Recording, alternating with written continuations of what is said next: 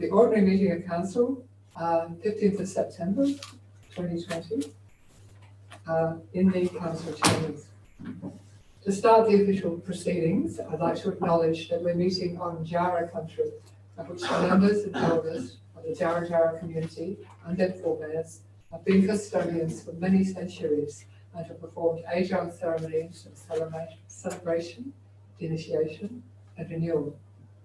We acknowledge their living culture and their unique role in the life of this region. Council is meeting in the chamber. Because of unreliable internet connections at home, Council is meeting in the chamber tonight to allow good communication between all councillors. In so doing, we are acting on advice from the Municipal Association of Victoria that our actions are in accordance with state government regulations. All councillors have confirmed that they are free of COVID-19 symptoms, have checked their temperature and have watched an instructional video on the correct use of masks. All councillors are at least 1.5 metres apart from each other. Councillors will remove their masks when speaking. As the chair, I will remain unmasked. The Local Government Act, Part 12, Section 395 of the Act states that council meetings may be closed to the public during the prescribed period of 1st of May 2020 to the 1st of November 2020, provided it is live streamed and the community have been provided means to submit statements or questions for council response. This is to ensure local government decision making can continue and remains transparent during the coronavirus pandemic. Councillors and council staff are required to continue to act in accordance with the Council's Code of Conduct and the Local Government Acts 1989 and 2020, local laws and other acts and policies as prescribed.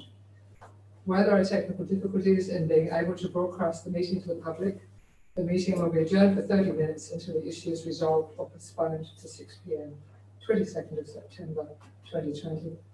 Councillors, do I have a motion to that effect, please? Councillor Machin. As printed, Mayor. Thank you. We're closing the meeting and watching out the technical difficulties, and a seconder from Councillor Corley. Thank you. Is there any opposition?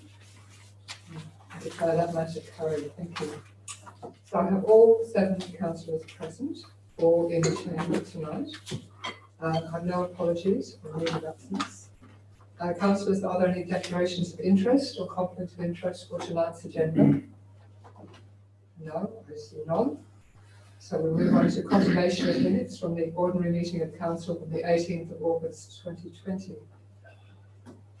Yes, Mayor, I will move that the minutes of the ordinary meeting of the Mount Alexander Shire Council held on 18th of August 2020 be confirmed. Thank you, John. And a second for that. Thank you, Councillor Machin. Any opposition? No? So that carried. And now special meetings of council on the 11th of August and 1st of September. Yes, Mayor. Yes. That the minutes of the special meeting of the Mount Alexander Shire Council held on 11 August and 1 September 2020 be confirmed. Thank you. A second for that one. Thank you, Councillor Nesta. Any opposition? No? Okay, thank you. Declare that matter carried. So no acknowledgements. So I'll now move on to public question time. So this is the time when we hear from members of the public, and I'm pleased to say that the public have been very busy this week and have been submitting questions to council. I don't need to suspend standing orders because I will read out the questions and I will call upon our senior officers to respond as necessary. So the first one is actually it's receiving a petition, which, because it's coming in public question time, is counted as a public question. However, I should say, according to our new governance rules, which are replacing our old meetings procedures laws, it says that council will acknowledge in a scheduled meeting receipt of petitions and joint letters that meet the requirements of 12.2 received during public question time. And then unless otherwise resolved or provided for, a report that responds to an accepted petition will be provided for council's consideration in within 2 scheduled meetings. Just to make that clear. So this one is from Donna Thomas of 2 Newark Court, Campbell's Creek. I wish to submit a petition to Mount Alexander Shire Council to seal the unsealed section of Eleanor Drive in Campbell's Creek prior to commencing bridge works on 2 bridges on Briars Road, Campbell's Creek, and using Eleanor Drive as the detour route for an estimated 800 vehicles per day, including heavy vehicles. Please find attached scanned copies of 2 hard copy petitions, one collected at Campbell's Creek Post Office, one collected from nearby residents in Newark Court and Eleanor Drive. There is also an online version of the petition created at change.org, and I have scanned and printed out all the signatures and comments. In total, I have collected 82 signatures, and I wish to submit this petition to be presented at tonight's Mount Alexander Shire Council meeting. So there we have received that, and as per our governance rules, we will receive a report on that petition within 2 council meetings, which might come to the last one of this council or the first one of the new council. Thank you. I'll now move on to our other public questions. I think I've just popped them more in my file. Mistake. So after the petition, I have one from Jill Barclay here of Sheehan Court, Castlemaine. I am a ratepayer living in Sheehan Court and depend on my mobility scooter. My disability is called HSP, a form of paraplegia, to travel into Castlemaine shops to buy food and other necessities. Mobility scooters are not registered for public road travel and I need to stick to footpaths. Duke Street takes me into town, but to get to it, I must navigate this treacherous cordon. I travel up Sheehan Court and across Montgomery Street to the left, never to the right, as Montgomery Street has no footpath.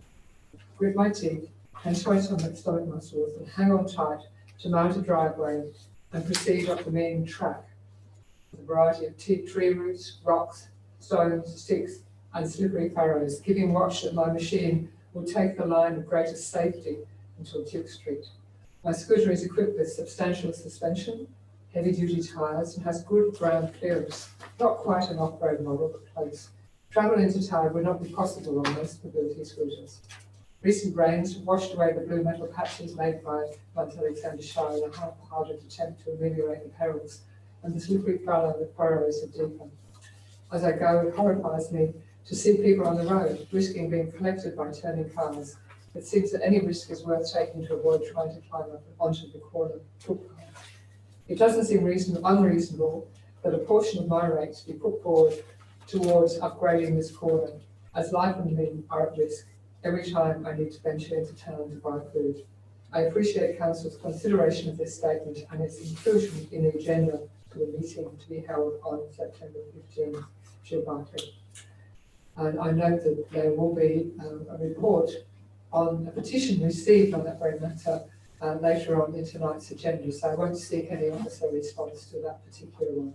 Thank you, Jill, for the question, but it does have that. It is the subject of a report in this meeting.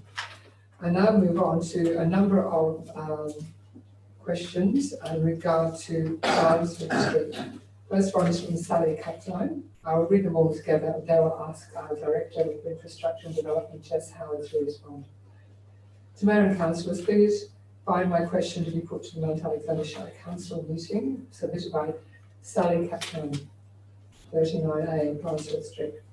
When will the established and historical walking track along Barnsford Street, from number 41 Barnsford Street to number 1 Brown Street, have signage erected and the track reinforced? The recent earthworks have compromised the track and made the area look like private land. The concerned residents group, representing the immediate neighbourhood, want this to be actioned as a priority. Regards, Sally Captain. Then I have one from Brian Cunningham. Question to Council. When will the field located between the service road and the street at 37 Barnsford Street be removed and the native vegetation restored and the pedestrian walkway reinstated? I look forward to your response with action and timing for this to be completed. Yours sincerely, Brian Cunningham, Barnsford Street resident. And I think the final one on this matter is from Colin Moore. several months ago, earthworks were conducted on public land in front of 37 Brunswick Street, which appear to be outside any allowable works approved under a minor works permit. My main concern is the works have been left in an unsafe manner, and the equipment witnessed on site was insufficient to compact the earth to an acceptable standard. I am aware that the person responsible for the works has made an attempt to fill the cracks which keep appearing and has driven over the area to provide some sort of compaction. During previous interactions with council, local residents were promised that some immediate safety measures in the form of signage and bollards would be installed.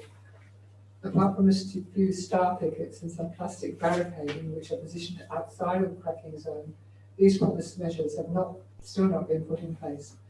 Can the council assure me that the fill and compaction of the soil was done in accordance with as a qualified engineering method? Also, was there any soil and compaction testing conducted as per the requirement of AS 1289? If the works were carried out to a standard, can you please provide a copy of the scope of work and outlining the methods used and the relevant reports issued as a result of the testing conducted? If these are not available, is council taking the responsibility for the safety of residents in the area that may be subject to injury should a failure of the earthworks occur? Regards, Colin Moore. So there are three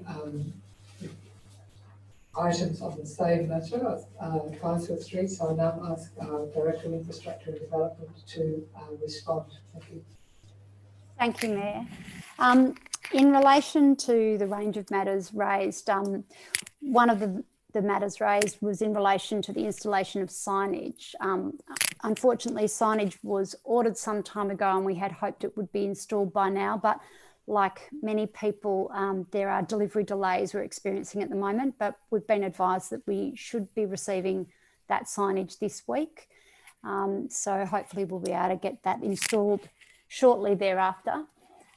In terms of when the fill area will be removed, I think, which was the second question, and also in relation to Sally Captain's questions about the track reinstatement. As some of the residents have been advised, council is currently working with the owner at Farnsworth Street to finalise the details necessary for some remediation works, including the reinstatement of the path and some reduction of the fill area. And council has very clearly communicated a desire for those works to be completed as soon as possible, but the engineers are continuing to work with the owner to make that happen. In relation to the question about the fill and compaction of the soil, council engineers advised that the filling has been completed in accordance with relevant protocols and accepted techniques, and it's of adequate strength and stability for the intended purpose. As I've already mentioned, we're working with the owner around some remediation works, and it will be obviously need to be done to the standard that we expect and to council's satisfaction. And I should note that safety to workers in the community is of paramount importance as we go about doing that work. Thank you, Ms. Howard. Do we have any questions from councillors on regard to that, or any follow-up? No? Thank you for that. So now I'll move on to the last topic of the evening, which is Cambridge Road Master Plan Review. I have a number of here, and I'm mindful I've only got 15 minutes left, so I might not be able to read out all of them in their entirety. I'll certainly seek out any questions that are to be responded to, again, by Ms. Howard when I'm finished. So the first one is from Darren Mansell. On page 40 of tonight's agenda, the pavilion is referred to as a multi-purpose community facility. Can council please provide clarity about what a multi-purpose community facility is and what uses and types of use council considers reasonable in a building on a residential street as is proposed here? The sporting clubs that use the current club rooms understandably need a place where they can socialise after games. The current location of the club rooms enables this without creating conflict with local residents. But the proposed location has no buffer between the pavilion and the houses. This is not a good location for a social club, but there doesn't seem to be any statement in the master plan or in the master plan review as to how this use of the club rooms is to be accommodated in future. Succinct question there. Now we have one from Dr. Grace Brown, resident of Jiggle Street. I'm a Jiggle Street resident who welcomes the council plan for the redevelopment of the Camp Reserve. The Camp Reserve is an important community facility that's well utilised by sporting clubs, show and events organisers, as well as residents and casual users. Nevertheless, I'm concerned about the proposed location of the club rooms and sports pavilion in the proposed plans. These concerns have been raised by local residents, and I also note reference has been made to these concerns in two of the documents sent to me on Friday the 11th of September. These documents and the concerns pertaining within are listed below. In order to provide equitable access to the pavilion for all user groups, council should investigate locating the pavilion within the flood zone. If the pavilion could be located in the north portion of the site, adjacent to the full sporting facility, it could serve the footballers, cricketers and netballers. The pavilion could then sit further away from the residential areas, preserve the slope and leave plenty of open space for the venue and the southern entrance. That's comment from the Heritage and Urban Design Officer's report of 2019. Recommended location of sports pavilion and netball courts in the northern area, preferably on the western side or in their present location. A modern contemporary design is recommended of single or two stories, little restrictions on design and materials. Heritage impact statement for the Camp Recreation Reserve Draft Master Plan. I understand the concern about potential flooding, but I do not believe enough consideration has been given to alternatives that take into account the views of local residents and the potential flood risk. One suggestion has been put forward by residents to leave the club rooms in the current location and raise the venue on stilts. This would incorporate a flood risk solution that would also take into account the concerns of residents with regards to noise and visual aspect from homes in Jiggle Street and traffic considerations. In addition, if the pavilion and club rooms were moved, I am not convinced that use of the venue will be policed effectively in order to overcome the impact on the neighbourhood to noise, party and loud behaviour of those using the facilities. It is likely, as it is currently, that policing the impact of noise and overlighting will need to be policed by local residents. NB, I have made phone calls late at night to suggest the overhead lights in the Oval be turned on an hour after everyone has left the Oval and recharge the club rooms from after event drinking and partying. My other concern is about process. The community consultation process regarding the redevelopment of the Camp Reserve has been limited with regards to residents and casual users of this important community space. For example, I did not receive notice that this matter was going to council until Friday the 11th of September. Many residents have not been notified at all. I believe that adequate community consultation and involvement of local residents in the process would result in a final plan to serve the needs of all involved in redeveloping this important community resource. In keeping with this idea, my question for council is, when will community consultation take place with local residents and casual users of the Camp Reserve with regards to the Camp Reserve redevelopment? Got three more, and I think we want a response to that. I'm not going to read them all in. Anyway, we'll try it the only possible. I'm concerned about the proposed upgrade of the Camp Reserve. I do not have any objections to the existing club rooms being upgraded, but I do have concerns regarding the positioning of the new pavilion and the netball courts. From your own statistics, only 22 were in favour of the new location of the pavilion from the 2019 draft plan. The vote was 56% against, and another 22% were indifferent. The 2020 draft plan has seen the pavilion move further along the western side without consultation with the only cohort which is constantly affected by the amenity of the reserve and the use of the pavilion.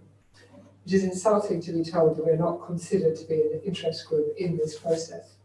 To move all the activity from the northern end of the reserve, where it is relatively cocooned from the impact on the majority of residents, to the western side and southern end, where most of the traffic and residents are, is extremely concerning, as it will surely adversely affect the safety and amenity of this area.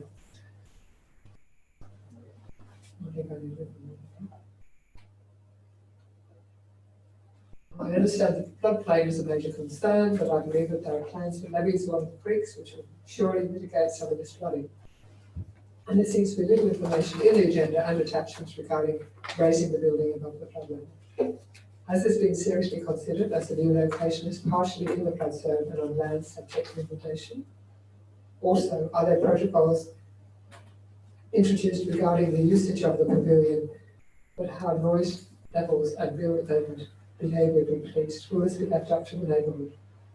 After recently speaking to the customary ward councillors and managers of parks, recreation, community facilities, it appears in theory that this has been decided upon, from my perspective, with little chance for the cohort most affected to have input. Having said that, I do thank everyone for their time, patience, and willing to discuss my concerns, the only possible, through Price Street. Now, I don't think I'm going to manage to read all the others. I've got one from John Lewis of 33 Bowden Street. And makes some key points. I'll just read out his key points. I'll take it as an executive summary. 2020 Cambridge Zone Master Plan based on 20 different changes onto the 2019 draft master plan is excellent, addressing most of the issues raised by me and others in the community on the 2019 plan. However, I and other residents have serious concerns on the proposed siting of the new Field Sports Pavilion on the western boundary of the reserve with an activated frontage on Tingle Street. As detailed in this document, I consider there are numerous benefits in siting the new sportsy pavilion on the site of the existing pavilion and change rooms.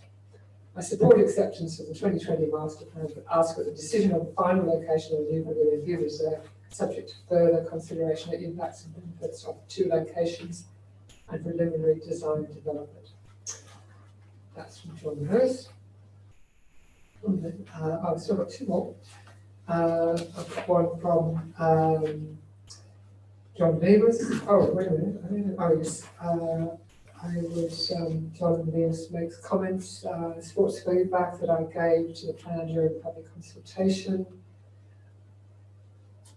However, I feel that the focus of the master plan is on recreational use and protecting heritage. I feel an opportunity has been lost to create links between Barker's Creek and Kemp Reserve and enhance community access appreciation of Barker's Creek. I think I need to just ask Ms. Howard to speak about that part. Yes, I can read it all out. Sorry, I'm running out of voice. And Andy Pasqualini, yes, I've got it. My name is Andrea Pasqualini. I'm a resident of property of Caroline and Jingle Streets. I support the upgrade. Let me see, the impact statement agrees. My question is, why was the option of placing the new pavilion structure on the present northwestern side, I think that means northeastern, not even presented as a consideration? An elevated structure would have afforded an excellent overview of both Oval and the netball courts. Furthermore, flood mitigation measures such as levee installation and essential rehabilitation of the waterway would have been included in this major project. Why was this not considered? All right, Ms. Howard, here we have a range of questions. Maybe could you address the one about well, let's see, pavilion, why was it not considered? We go to the last one first because somebody asked that. Why not in its existing position? Was that considered? Thank you, Mayor. So yes, this location was considered. However, it would have meant placing the pavilion structure within the flood overlay and would have required the building to be elevated about approximately 1.5 metres above the existing ground level, 1.3 metres. The proximity of mature oaks and other trees on the reserve boundary in this location was also considered to constrain the site. And this was considered as part, as I understand it, as part of the original draft master plan that went out to the community in 2019. The rehabilitation of waterways that's mentioned is beyond the scope of the master plan, but it is addressed in the Castlemaine Urban Waterways Management Plan adopted by Council in 2018. So some of those issues will be are addressed through there. In terms of the question about the development of a shared path on the eastern edge of the reserve, but within the reserve boundary, there was a request that we consider locating that trail closer to the creek and outside the reserve boundary. The development of a shared path on the eastern edge doesn't preclude a trail being developed outside of Camp Reserve at a later date. However, the master planning process has looked at how we best formalise the connections that currently exist through the reserve. And that work, like all elements of this draft master plan, will be subject to further detailed design and due diligence. There were a few questions about the impact on surrounding residences from noise due to the proposed location of the pavilion, and whether there would be any regulations put in place.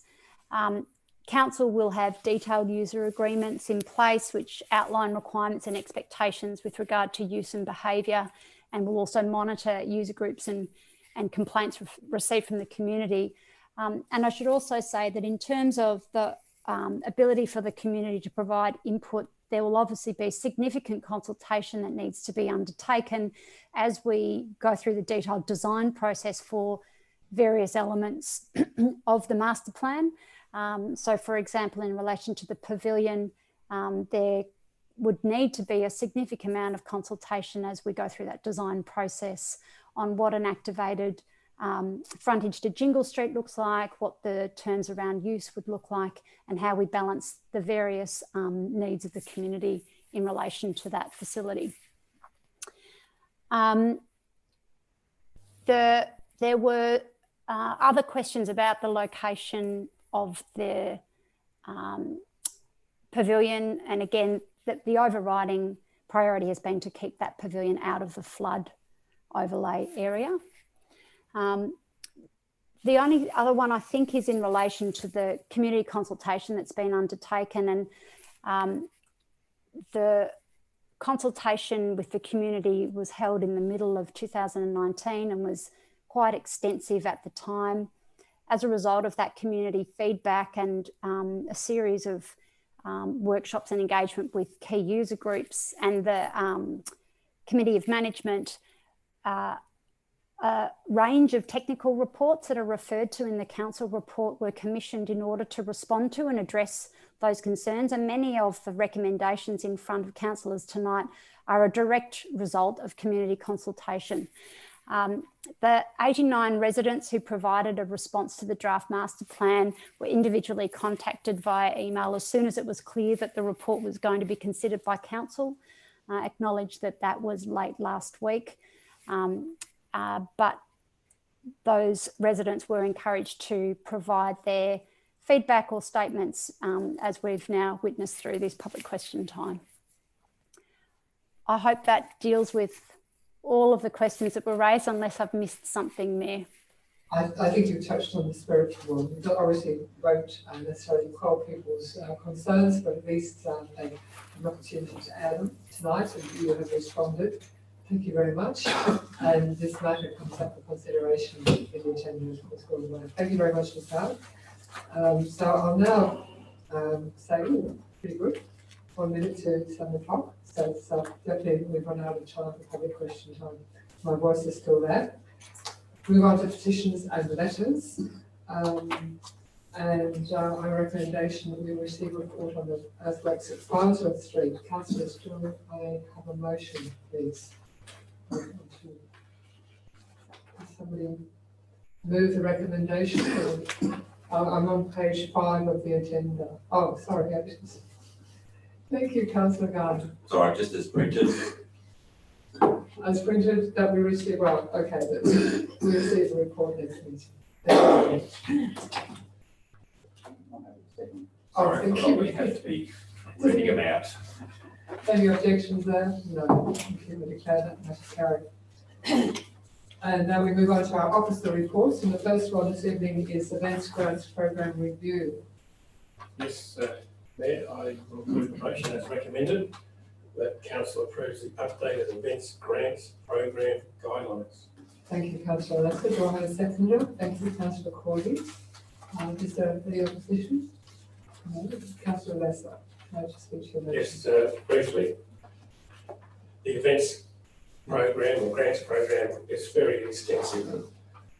We've been through one or two iterations of this, and I'm going on memory now that the last one, we did say that we were going to review the operation, and this is obviously a response to reviewing how it all went.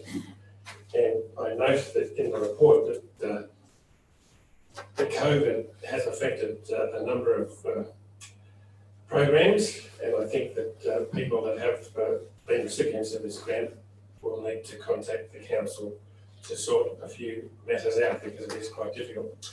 But really, it is about the upgrading or the alteration to the events, and I would recommend that anybody who's interested in applying for a grant for an event, read through the new guidelines.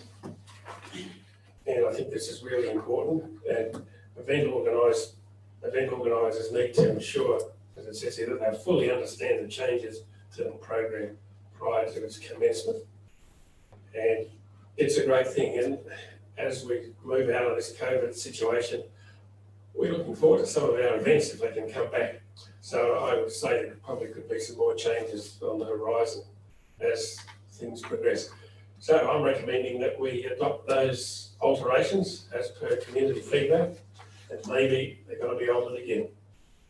Thank you. Thank you, Councillor Lester. Councillor Cordy? Any other councillor wish to speak on the matter? Thank you. I declare the matter carried. Thank you. And so now, annual plan progress report. 44. Councillors, do I have a motion? I was going to move it. Sorry, I'm struggling with masks and glasses. It's a big challenge. Patience. I'll do it a silly Try way. hearing it. The council notes the annual plan progress report is the motion as Thank printed. you, 44. Thank you, and I presume it's seconded by Councillor Machin. Thank you. Is there opposition? Thank you. No, do you want to speak to your report? To your Very motion? briefly, and this is the update on the fourth quarter for the 2019-20 period. And just if people are interested, there's lots of 100%, which is really good. And I think I know on there, there's a couple, one I know is on there tonight, which will be another 100%. So it's good to see that council has been getting through these this program that we set.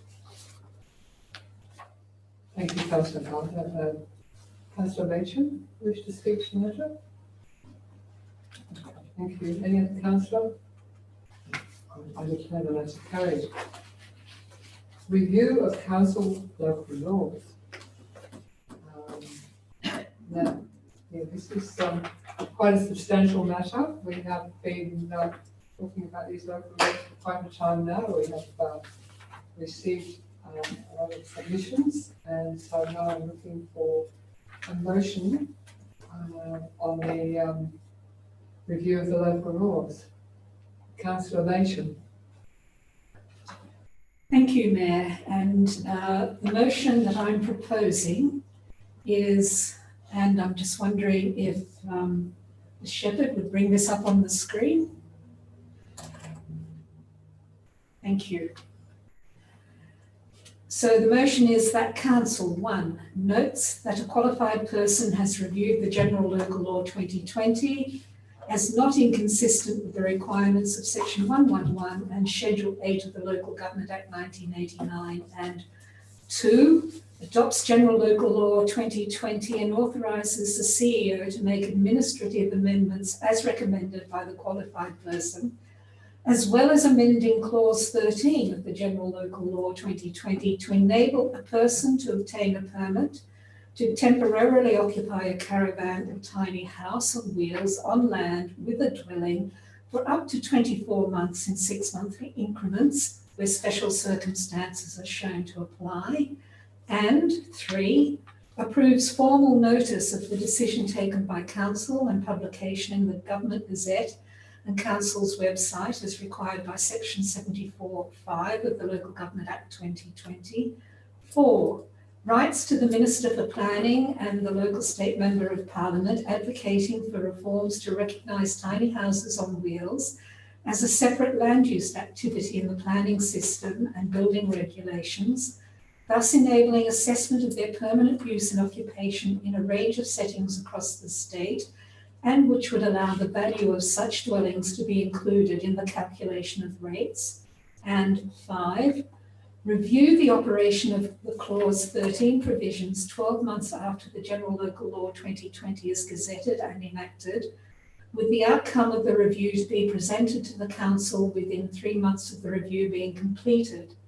The review must include A, data on the number of permits issued under Clause 13, and B, the number and general nature of compliance matters arising under Clause 13, and C, any other matters relevant to the intent and operation of Clause 13, and D, an update on the implementation of state government planning system reforms relating to small second dwellings introduced under VC 186, and E, any other relevant information relating to studies or strategies being undertaken by Council in respect of housing supply, housing access and/or housing affordability, and F, opportunities for further advocacy or reform. Thank you, Councillor Machen. Thank you, Councillor Petruska, seconding. Is there any opposition? Councillor Machen, would you like to speak to your motion? Thank you. Yes, I would, and thank you, Mayor and fellow councillors. This has been quite a journey. I'm just going to address the camping bit, and I expect other councillors will refer to other changes to the local laws.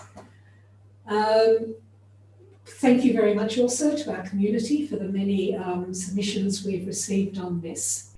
As councillors, I think we've learned quite a bit that we didn't know before about just how complicated the interrelationship is between local laws and planning.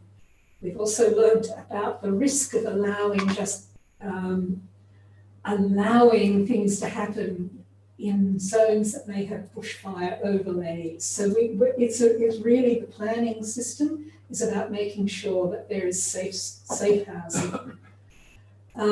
So that's why we've added in that advocacy to make sure that tiny houses on wheels, that's what we're requesting, are really defined by the state government and can be allowed with really good building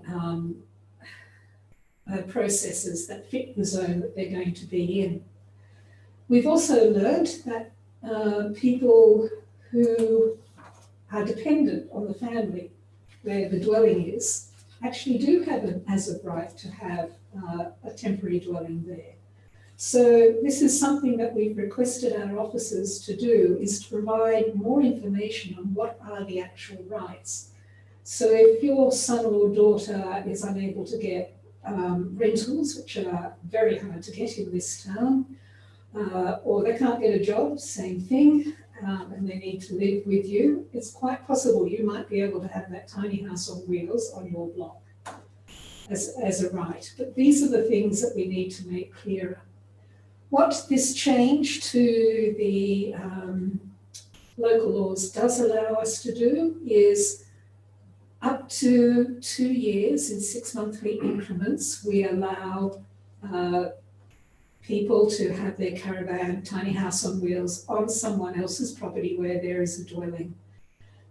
And those conditions are really about making sure it's safe to be there and you're not causing a nuisance to your neighbours. I think we've pushed it as hard as we can until we get local state government clarity around this. It's been a very collegiate discussion amongst councillors who are also very concerned about the economic conditions we're facing, and particularly our kids and the difficulties of renters. So there's an awful lot that we'd like to push harder on, but we've done as much as we can with significant help from our officers who have listened and made the changes too. So I commend this change to my fellow councillors and thank them very much, as well as the officers, as well as our community, for their interest and support. Thank you. Councillor Petruska. Thank you, Councillor Machen. Thank you.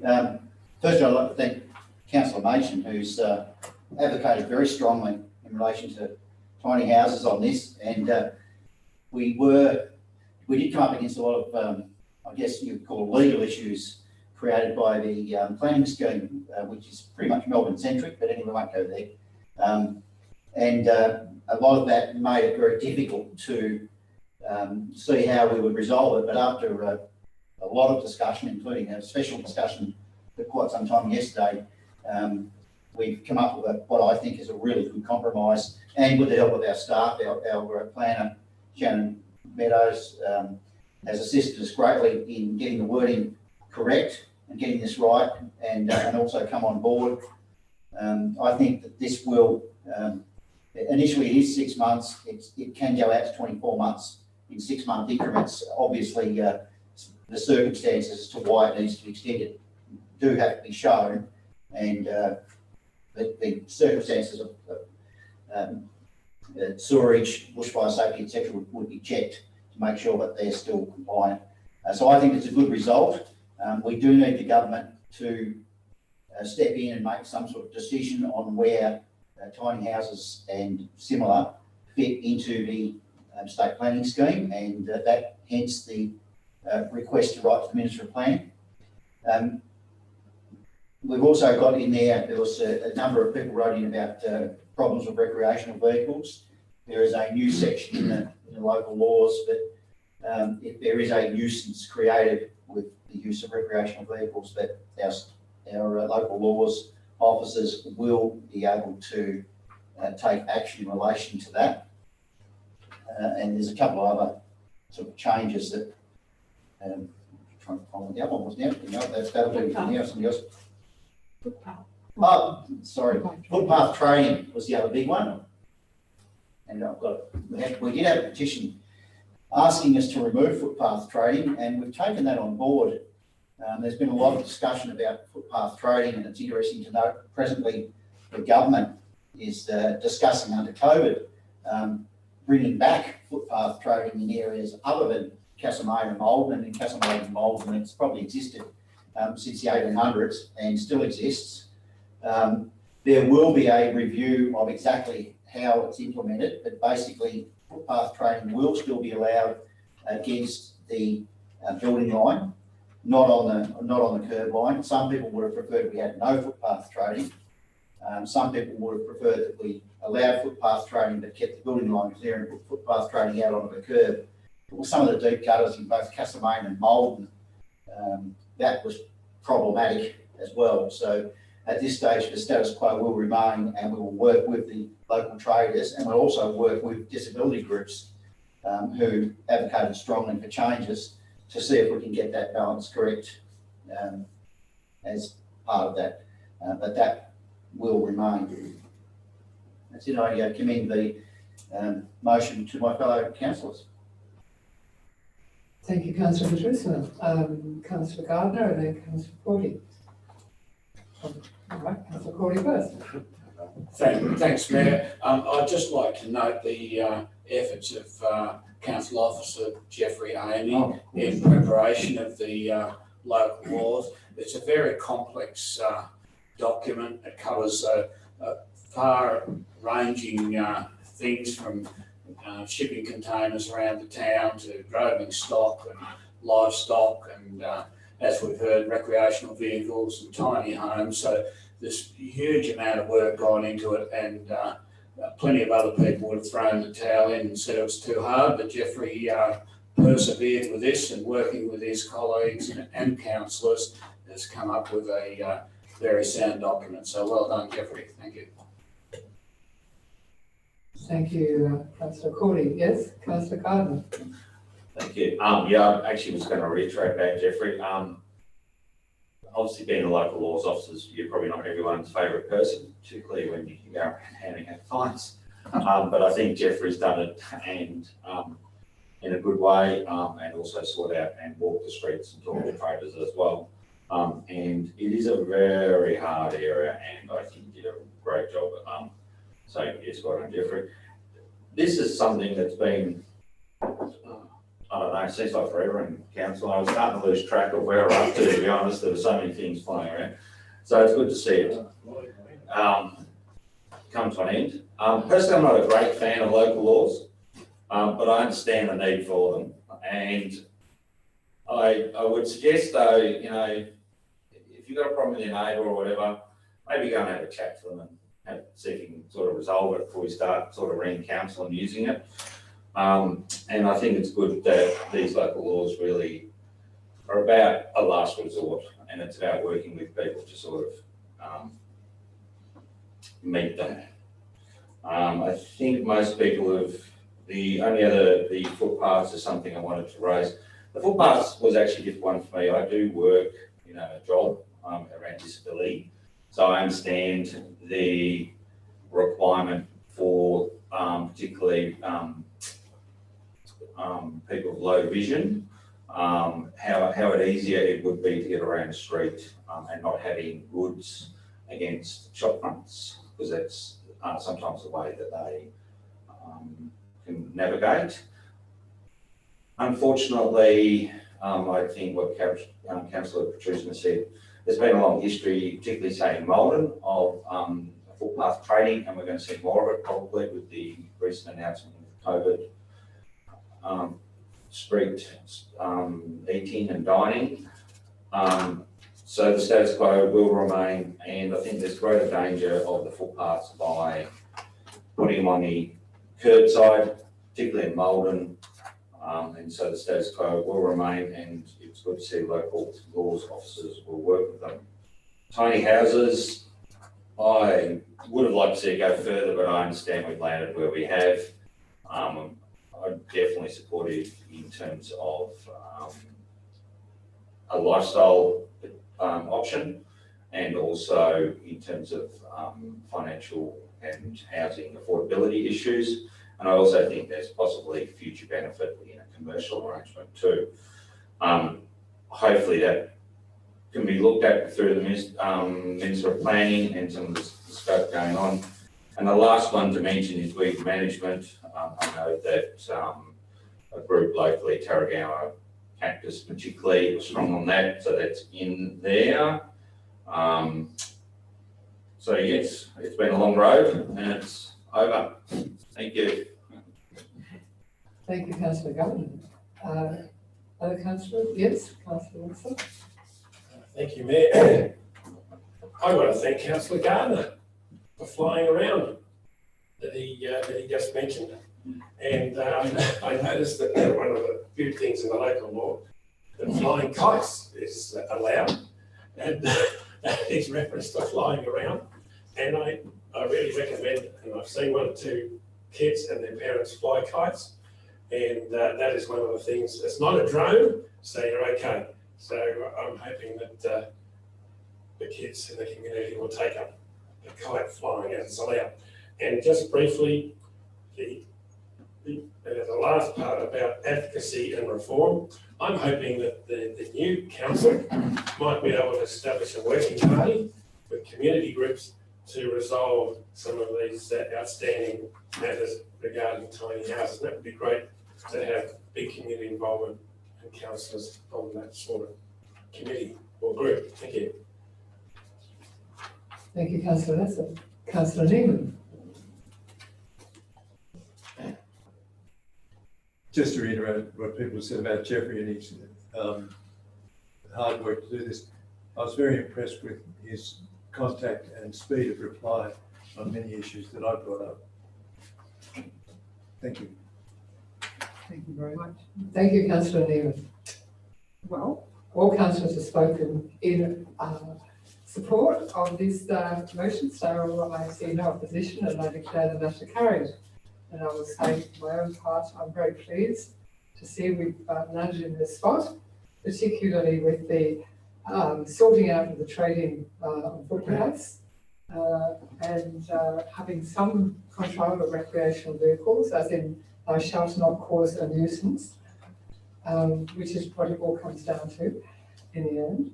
And the third one, of course, the big one being allowing for tiny houses to have occupation where there's already a dwelling there for substantially increased time on what was originally going to be an hour, and hopefully the start of a new era of being able to develop a much bigger set of options for accommodation for people in these constrained times. And also I add my thanks to Jeffrey Amy, Mr. Amy, very capable, very responsive. I really appreciated his forthright nature and his ability to change tack and say, all right, well, let's try this, and operate with a new option every time. And that was fantastic. So he and Mr. Meadows, our head of development services, have done a great job for us. Thank you very much. All right, well now we're going to move on. The night is young. It's not so young anymore, is it? So now we have a response to petition requesting improvements to the footpath on Duke Street. Yes, Mayor, I will move the motion as recommended. All right, thank you. And thank you. Councillor Schlister, is there any opposition? Councillor Lester, would you like to speak to Yes, your just motion? briefly, Mayor, I know this street. I used to live there for a little bit. And I know how difficult that intersection is. And when you mentioned it about turning into that street and also getting out from Murphy Street, it is a real hard intersection. Now, I know that there has been consultation with the residents, and it says there in the coming, the words are in the coming years pending prioritisation. I'm hoping that this next council might move that forward, because it is difficult, and I do understand the disability side of it and the actual traffic, and it talks here about traffic calming.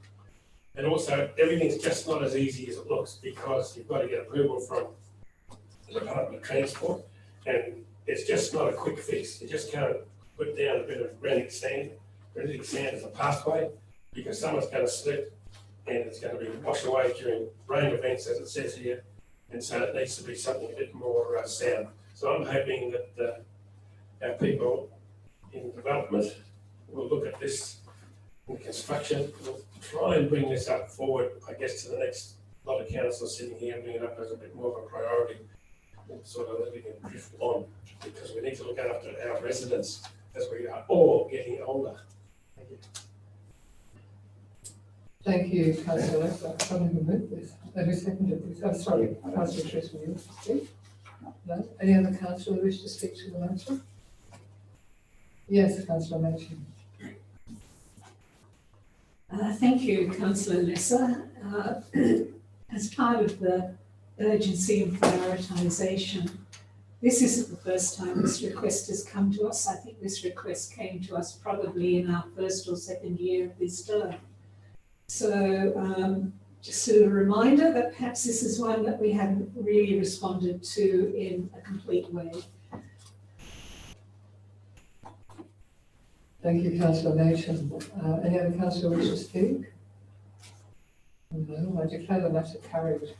For my part, I think I would certainly like to see some interim works done to help at least the lady Jill Barclay on her disability scooter having a safe passage into town, but I can appreciate that once one takes a look at it from an engineering point of view, just replacing the footpath is a very short-term solution, and in fact what it requires is quite a big job there to make the whole place safer, which is the way that our council staff operate these days, and for which we have to say thank you. However, I think I will put in that request. It's an interim work, so I'll finish on that. Thank you. And we'll move on to Camp Reserve Master Plan Review. Yes, Mayor, I have a motion to move this item, and I'm going to read out it's good because there are so many observations. Okay, so my first motion is, I'm going to do that, sorry, yes, sleep at the wheel, but okay, so I'm going to make a recommendation, and I'm moving a motion that Council 1 notes community feedback received during the public exhibition of the draft 2019 Camp Reserve Master Plan, and 2, notes the technical information provided by the independent consultancies in response to issues identified during community feedback. And 3, notes the officer responses, including recommended changes to the 2019 draft master plan and the 2 possible locations for the netball/multi-use courts. And 4, adopts the 2020 Camp Reserve Master Plan based on the 20 recommended changes to the 2019 draft master plan as shown in the attachments 9.2.2.12, including the following addendum to item 3, that the oval length is to be retained with the shape of the playing surface to be reviewed. Thank you, Mayor.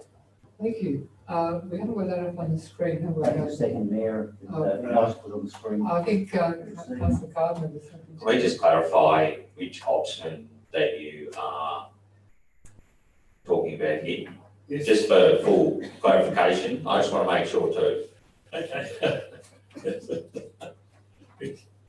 Yes, it's not numbered in the agenda, but it's the one, the committee preferred option, which are the 4 pages. It is in the agenda, and it should be labelled 9.2.2.12. So it is the one that the Camp Reserve Committee have recommended. These are the four pages. Does every councillor have a copy of committee preferred option, this 4-page staple document, which in the flurry of producing so many attachments, I think this one lost its numbering. So all councillors are aware of what Councillor Lesser's motion is. Yeah, so seconder. Okay, Councillor Trusler. Is there any opposition? Councillor Nation. Thank you. In that case, Councillor Lesser, would you like to speak to your motion, please? I would indeed, Mayor. Councillors from Newstead, Harcourt, Maldon and Campbell's Creek, it's time for you to score a home goal. You now have the opportunity to support your communities big time. Wouldn't it be fantastic if one or more of your sporting teams could play a finals match here in the Shire? That is one of the benefits of supporting this proposal. Briefly, some of the background, as you may have heard, that this process has started in 2010. It's been 10 years in the making, 2020.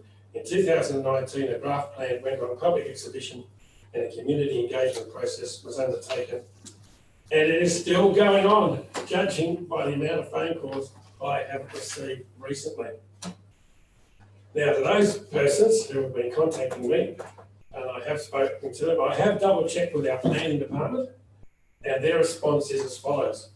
Because of the monetary value of the buildings, it is over $1 million, and the various environmental issues, the normal planning processes will apply to this development.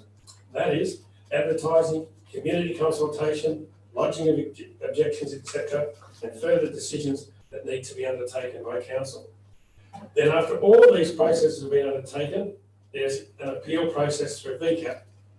The independent umpire is possible. Now you've heard from the Director of Infrastructure and Development, who reiterated much the same as what I've been saying. Now the reason I'm supporting the proposed configuration as indicated by the Camp Reserve Committee, that's these 4 pages, is that they know what is required to manage this facility for the betterment of the community and the community needs. I've worked with this committee for about 2.5 years now, and I've experienced their dedication and hard work in supporting the community at large. And I'm just going to have one example. The historic Castlemaine show has changed over the years, especially the horses and the aspect and the movement of these animals in large floats. And this is one of the reasons why that the netball courts need to be located at the southern end of the ground. I've personally been reporting from a camp reserve for over 15 years, so I know it well and the limitations of the current configuration as a community asset. We can't wait another 10 years. Well, I've got a PS here. The cost to implement this project is well over $6 million. And as I understand it, this undertaking would be the largest single capital works project undertaken in the history of the Shire. Councillors, let's form a cheer squad and cheer this project on to the finalisation with a grand finale. Thank you. Thank you, Councillor Nasser, for stirring speech. Councillor Petruska, a seconder, would you like to speak? And then Councillor Nation. Okay, I also support this proposal, and I've also had quite a number of phone calls. I just want to reiterate that this process has been, I think it's actually over 10 years, I thought it was 2009 or so when it started. There's been multiple councils have tackled this, and there has been a suggestion that this council should put it off until the next council. But the problem is all the councillors here in this room right now have been working on this consultation and process for the last few years, and we're all across it. If you leave this to the next council, if there was a substantial change to council, they'd almost be starting again, and you'd almost have to start the whole consultation process again. There has been an extensive public consultation process. I take on board some of the questions today to the council meeting. There was a 5-week public exhibition at the grounds in the club rooms, which were open to the public from mid-June to mid-July, which is actually earlier than I thought it was last year. And there were, as a result of that, a lot of people attended, user groups, people that are casual users of the camp reserve, so people that live nearby and just walk through. People use it for bird watching, walking, dog walking, various activities. It certainly wasn't all sports people. Casual users are a big part of the camp as well.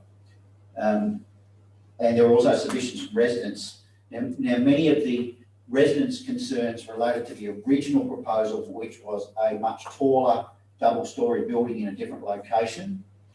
The reason that the building has been moved to the location in both options that were before council tonight, and the option that's just been put in this motion, were that it's gone back to a single-storey building. It's located further north. It's starting to get roughly where a grandstand once stood, which probably hasn't been there since most of these residents have lived there, but there was at one stage a grandstand on that wing. And the club rooms are going in approximately similar position. I think they were a little bit further, slightly further north, but in the approximate position of where the grandstand once stood, which is long gone. And the building is actually a much smaller in terms of height building that will fit better in the environment. Most of the trees will be taller than the building. It certainly will be visible from the intersection of Caroline Street and visible to some of the houses in Gingell Street. There was a suggestion that we need to continue consultation to try to please everybody. But the reality is that no decision of council can ever please everybody. And there will be some people that probably prefer that we don't approve the location of the new pavilion. But there has been extensive public consultation. It has been moved to the location as a result of the consultation. There's been extensive consultation with the user groups. The show committee have looked after this ground, and this since about, I think it's 1853. The football club, I think 1850 something. Councillor Mason will correct me in a moment when she speaks probably, but 1850s the show committee started at the camp reserve, and the football club is also, I think, late 1850s. So there's some long-term use. Some of the committee people have been there for an extended amount of time, have put in a huge amount of work, waited patiently. There's been funding made available a couple of times, which wasn't able to be applied for because council had not endorsed a plan. So I think it's important tonight that we endorse a plan. But to me, this is the plan that we need to endorse. And just quickly, the netball courts on this plan are back to the front of the showgrounds. The camp reserve, not at the rear. And there needs to be 2 netball courts so that netball could possibly in the future have finals for the Malden Castlemaine League, allowing Newstead, Malden and Harcourt netball team to possibly play finals there in the future. And to me, women's sport needs to be up front of the facility, not hidden down the back, and it needs to be near the combined change rooms, which are male-female change rooms. To have them at the northern end, well away from the facilities, is not best practice, and it's going back to the old days where netballers had to turn up in their car in the uniform and get dressed in cars and get dressed in toilets and things, and that's really not acceptable. So I endorse the proposal as put forward by Councillor Lesser, and I urge my fellow councillors to support it. Thank you, Councillor Brooks. Thank you, Councillor Petrusa. Councillor Layton.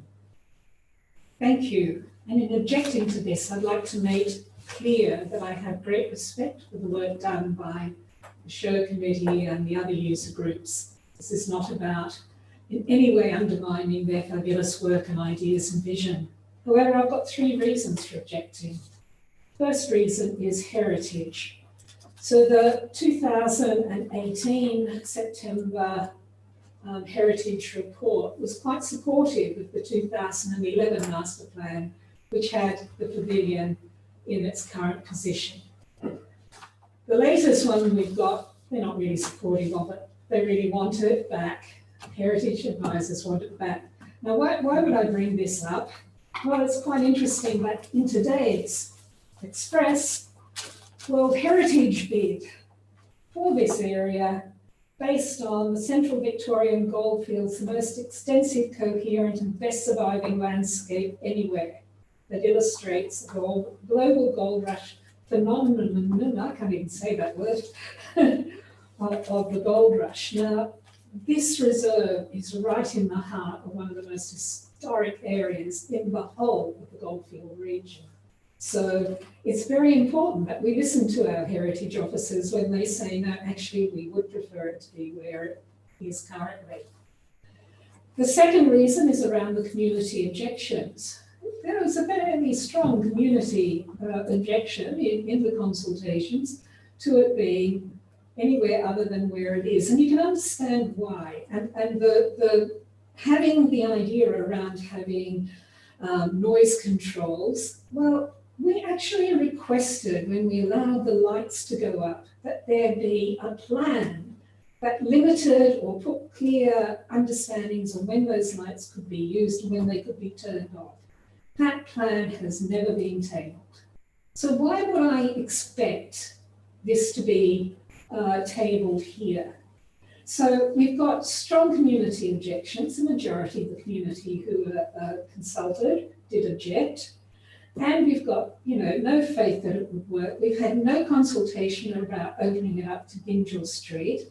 And that's a pretty dangerous place where that backs up onto. There's a curve, there's a rise, there's pretty crappy edges. There's really no good parking there. So for me, that's a whole big issue. And the third reason, and when Councillor Petrusa talked about netball and the potential to have a final there, that's why we need 2 courts. Well, I actually think our shire and many shires are being dudded by the state or the regional bodies managing netball and football. The reason they have to have the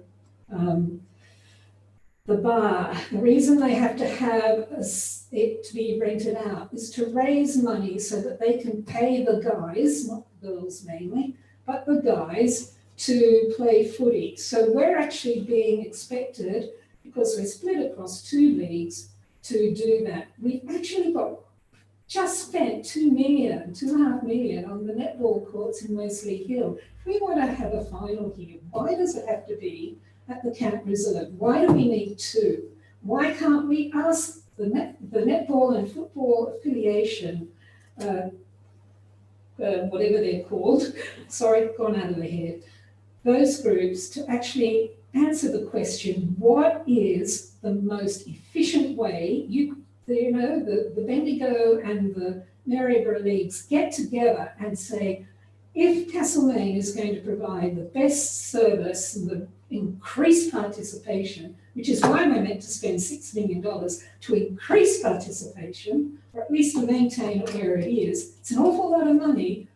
What's the best way to spend that $6 million? I don't think we've got the answer here. I just find that the whole thing is a potential waste of ratepayers' money and grant money to make this happen. And it's against what the community was saying, or most of them were saying in that consultation. And we've got no guarantee that that building is actually going to end up being polite to the surrounding, adjoining, very, very close neighbours. So that's why I'm objecting. Thank you. Thank you, Councillor Nation. Another stirring speech. Any other councillor wish to speak? Councillor Gardner. I don't think I'm going to match the stirring speeches we've had so far. And as always, Councillor Mason, you raised some excellent points. Yes, Max. So first of all, either option will actually allow the finals to be played here. But it is one of the reasons why I really would like to see it happen. As a parent of kids who play at Malden, trucking down to Maryborough to do the finals, and half the Shire goes down there, has always been a disappointment to me. So it would be good to see it happen in Castlemaine at least. Obviously, I prefer Malden, but I'm going to be Castlemaine. I'm supporting this, I think, for me, and it's been mentioned by others, I think people need to understand that this is just a master plan. It doesn't actually mean the money's here and it's going to be built tomorrow. So the community will get another round of say into sort of the planning process. So that will go ahead. It is just a master plan. The important things for me, I think, when we listened to the user groups was really the one thing that I really resonated with, or two actually. One was the female netball courts being at the front, and I share Councillor Trisman's views on that. Sticking the girls down the back, outside, away from change rooms, I didn't think it was a good idea. And the user groups advocating for it to be up front and centre, it really resonated for me. Also having the it also allows the agricultural and particularly horse floats better to use coming in and out. And to me, they're sort of the core users and concerns for that. That's why it's there.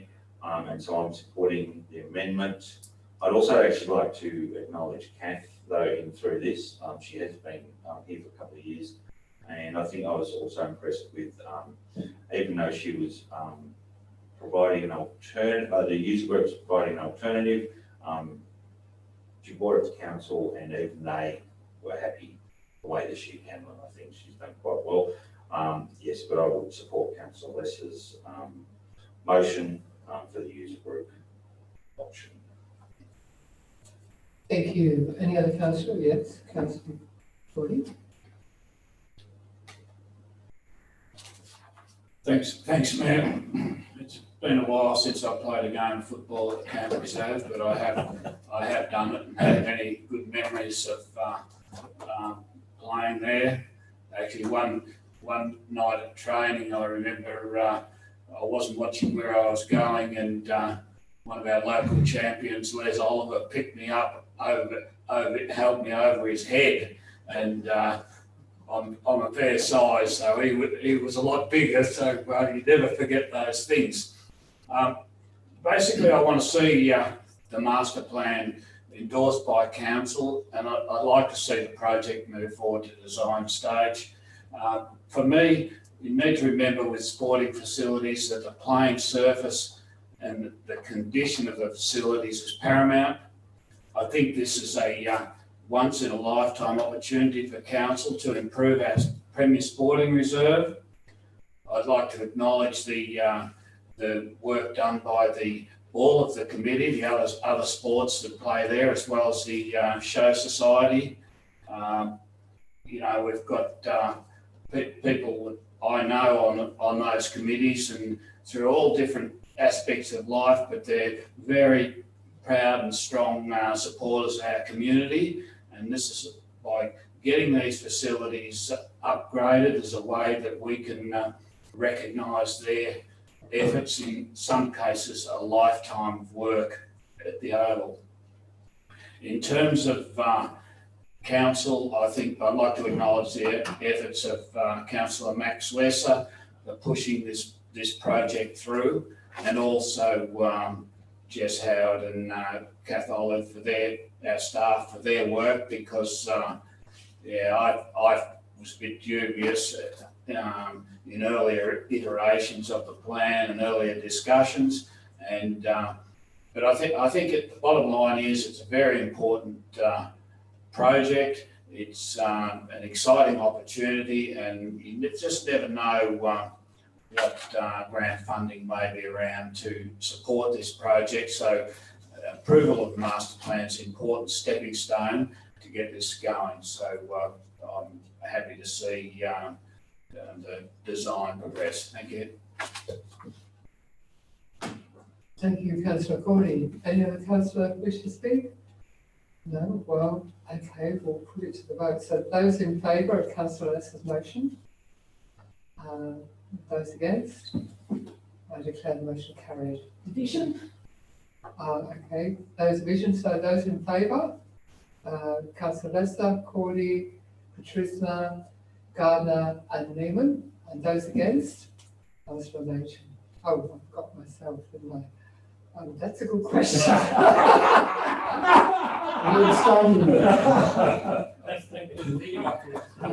I think I'll just have to go with the officer's recommendation, which is sort of neither here nor there, so I'll have to go with so. Councillor Henderson for the motion. Thank you. Declare the matter carried. We've done a division, but I do have to just read properly. This is not either way heritage impact statement from our heritage architect, Jean. The Camp Recreation Reserve area has also been used since the early days of the Gold Rush for community sporting events. The inaugural match on the Oval was played in 1855, when the militia held the first annual football match against the local Gold Diggers. Doesn't say who won. Since that time, the area was developed as a football oval. In the 1880s and 1890s, a timber frame tiered seating grandstand was used for sporting events. The the Castlemaine Agricultural Society and volunteer riders called military parades. The Castlemaine football team has had over 150 years association with the sports oval. Makes me wonder, when did Victorian Union Rules football actually developed? Was it really 1855? So did they really learn it from the local Aborigines? I thought it came from the British Isles between them. And now we'll move on to the next item. Yeah, that's right. The next item on the agenda is the financial statements, the performance statements.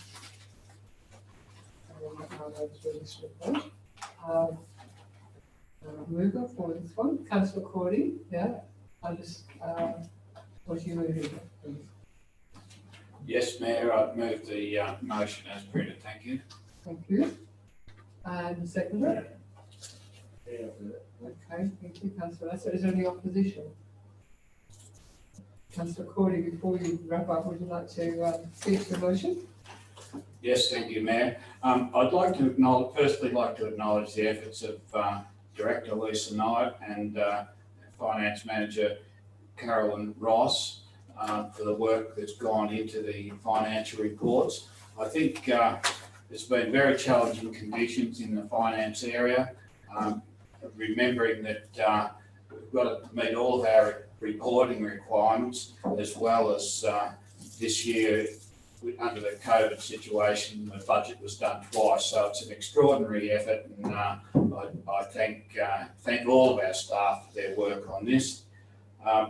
In terms of the budget, council is in a sound financial position, and I'm sure all councillors enjoy being on a council that is managed well and our finances are in sound shape. And that enables us to do things which we otherwise may not be able to do in terms of if there's projects around that require a partnership arrangement or contribution with state or federal governments, then we've got the reserves where we can do that. And if you're cash strapped all the time, you can't do that. I see our financial position over the 12 months period has improved, and of course we have reserve funds for capital projects and works going forward. So it is gratifying to see the financial statements and the financial conditions in such good shape. And again, I thank the staff that worked on it. Thank you. Thank you, Councillor Cordy. Councillor Lester? Just briefly, Mayor, this will come up again later in the agenda item. It will be referred back to here. So we need to keep in mind Councillor Cordy's comments. Thank you. Any other councillor wish to speak? Councillor Mitchell, you had a point. Yes, on page 35 of the financial report, I'm just hoping that this time I can finally have my first term of office recognised. And so as an administrative change, could it be recognised that I was a councillor from June 2011 until October 2012, which covered Pokies, the Sellingfield Jail, the pool on the Western Oval. So I do remember it very well. Those are the days. Thank you, Councillor Mason. Yes, we certainly value your contribution then as we do now. And in saying that, that's not a criticism. Our staff has been fabulous in all of this, so I fully support my fellow councillors' comment. Thank you. I should not have made a comment there, so I'm still in the debate. Any other councillor wish to speak on this matter? No. Well, I forgot to ask if there was any opposition. I would take there's not, and I'll declare the matter carried. And we'll move on to the next one, which is the budget carry forwards from 2019 from 22 into 2020-2021. Councillor Gardner. As printed, which is, sorry, I have to scroll on down to using the computer. That council adopts the carry forwards and note if approved, the adjusted budget will form the basis of the quarterly financial reports for 2021. Thank you. And the seconder, Patricia? Councillor Patricia, yeah. Is there any opposition? No. Would you like to speak to the motion, Councillor Patricia? Briefly, there's no hidden secrets in this one. It's in some ways a purely administrative process. A lot of the projects haven't necessarily been finalised. They're under track. And obviously we've had some recent reasons why things might have been delayed a bit. So really it's just rolling over the money to make sure that those projects, things like the Harcourt, female-friendly change rooms, those sorts of things will continue. Thank you. No, Councillor Patricia, any other councillor wish to speak? Again, I think I failed to ask if there was any opposition. Is there any opposition to this? Anyone speaking against? No? Okay. I'll declare the motion carried. Thank you. And now we move on. We're making headway to another item. Great note. The updated Malvern Design Guidelines. Do I have a motion? I wonder where I'm looking. Yes, I do have a motion, and it's as printed, and it is to adopt the updated Malvern Design Guidelines, July 2020. Do I need to read it all out? Yeah, so as printed, basically it's to adopt the attached and also to seek authorisation for the Minister of Planning, as it will require a change amendment to the Planning Act. As printed. Thank you. Okay, second, Councillor Patricia. Is there any opposition? No, good. Oh, I was, sorry, oh, you councillor Schuster. You are 1.5 million apart, but that might not be quite enough. All right, well, in that case, would you like to speak to your motion, please, councillor Garden? I think I have to. Trying to think, I haven't done a speech to this. I think it was councillor who sort of mentioned, oh wow, you know, it's been a thing that's required 25 years, and good luck with it. This has been consulted in the local community for a very long time. So there has been community forums, there's been some link posts, it's done to death.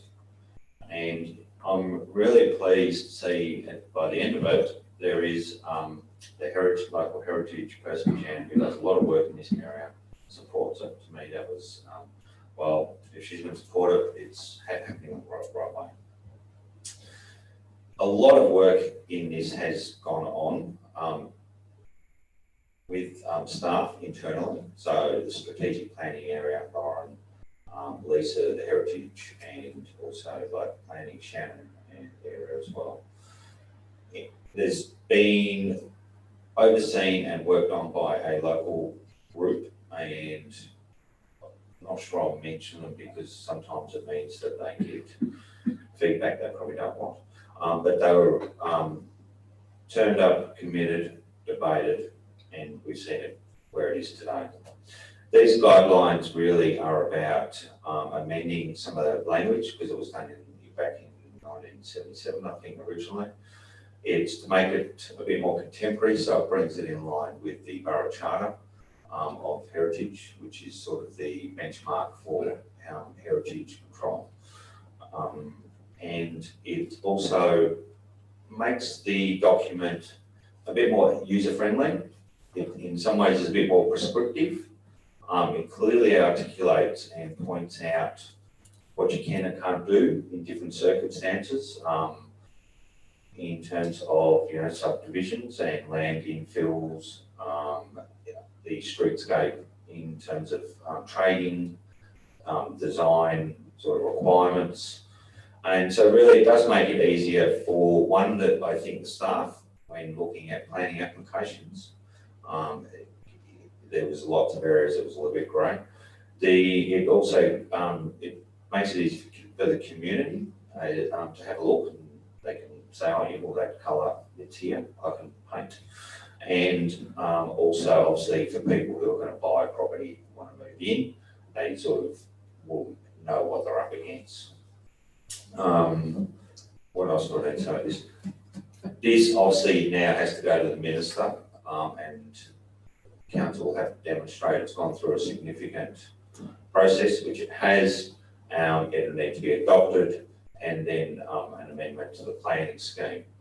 There is one there's just sort of two areas probably outstanding in this, which I'm hoping will be progressed. One is, I know locally there is a call for an updating of the conservation study, which was done back in the 70s. That's about identifying individual buildings and their historical components, and I'm hoping that will come soon. But if that is a change for that, it can easily be slotted into these. And the other bit is the public realm area, which with the proposed Malvern Streetscape project, that's something that will be considered and will set the standard. So yes, for my fellow councillors, it has been going on for a while, but I'm really, really pleased to see it's done and would hope you all support it. Thank you, councillor Gardner. Seconder? Yeah, just briefly. I think the main thing about this is that it clarifies what people can and can't do, and it's a concise document. It's got a lot of information in it. I mean, I can remember being on council in 2000 to 2003 when Malvern design guidelines were brought up then to be tweaked or amended, and it's been an ongoing process since, and it's taken a while, but it's finally happened. So I commend the guidelines to my fellow councillors. Thank you, councillor Petruska. Any other councillor wish to speak? Yes, councillor Lester. I'm going to say thank goodness this has happened, because I remember a long time ago, and I might even be in your time, Councillor Patricia, I for many years was on the Council's Heritage Advisory Board.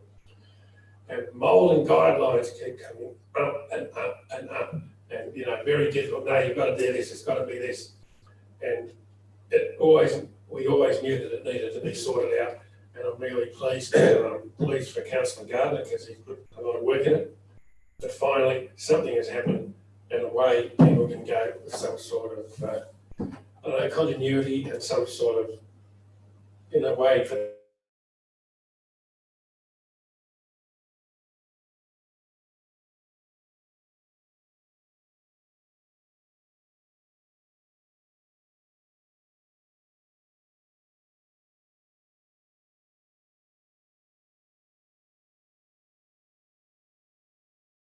planning staff,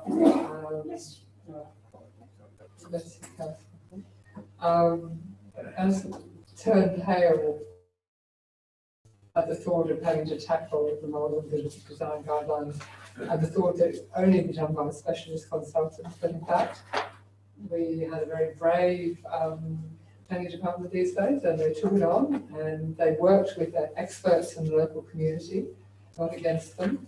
Listened.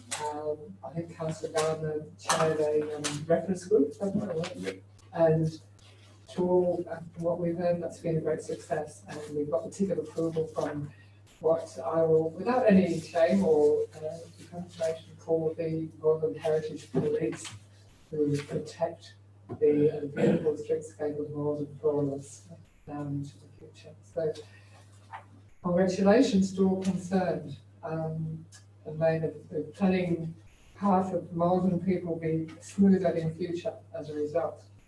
And so now we'll move on to planning permit application, PA 080 2020, the development of land for a residential aged care facility and associated works, 90 to 25 Malvern Road, Mackenzie Hill. And do I have a Councillor Lucas? Yes, Councillor Patricia. And seconded by Councillor Machin. So I'll move as per the printed motion. Far too long to read out. Right, well, would you like to, pages later, speak to you? I'm presuming there's no opposition, but I don't want to go too much into it. I think it's been a very, very long time that Castlemaine has looked at an aged care facility, or been wanting an aged care facility, and finally one has been proposed and put forward. There's some fairly extensive conditions for it to happen, but it's quite well located. It's an exciting proposition actually, and I think it's going to be a good thing when it goes ahead. I wouldn't try and say too much more other than it's been a very long time coming, and hopefully the next thing we can resolve is accommodation next outside of aged care facilities. And that's the next thing hopefully the next council will work on, but I commend my fellow councillors' support. Thank you, Councillor Patricia. Councillor Dessler? Oh no, sorry, Councillor Machin, sorry, I'm losing the plot. Yes. Thank you, Councillor Patricia. And yes, it's great to have this on the books at last. I know that during his term, our CEO has been negotiating with quite a few organisations that have expressed interest, but this is the one that's finally got through. They've got the beds they need through the Commonwealth processes, whatever that means. And I think this will be a great benefit to our community. And I'm hoping it's a great benefit to our community and will be loved and managed well. Thank you, Councillor Machin. I didn't ask if there's any opposition.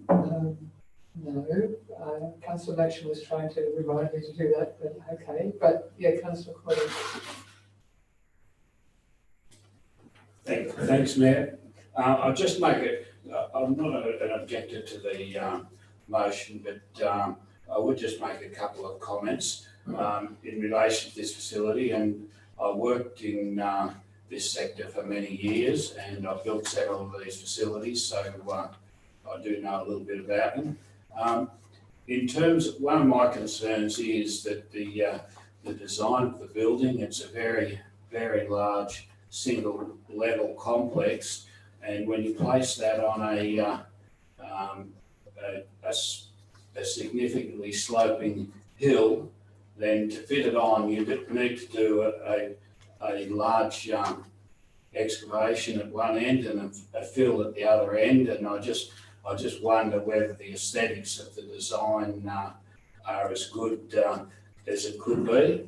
The other thing is, just watching what's been going on in the broader community around aged care, I'm not sure whether a 90-bed aged care facility is going to be the best, all located in one place, is going to be the best business model going forward. So we'll just have to watch this space. But look, I think one of the things is, for our community, it will be great to have a brand new facility, and I guess if we're lucky, we'll end up there. So you know, it's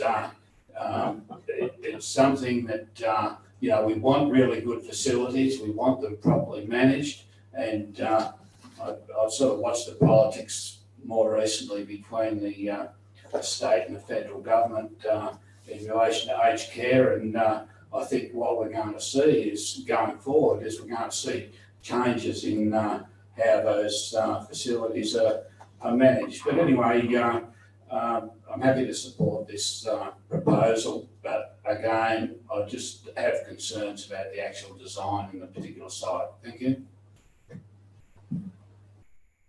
Thank you. Councillor Garden.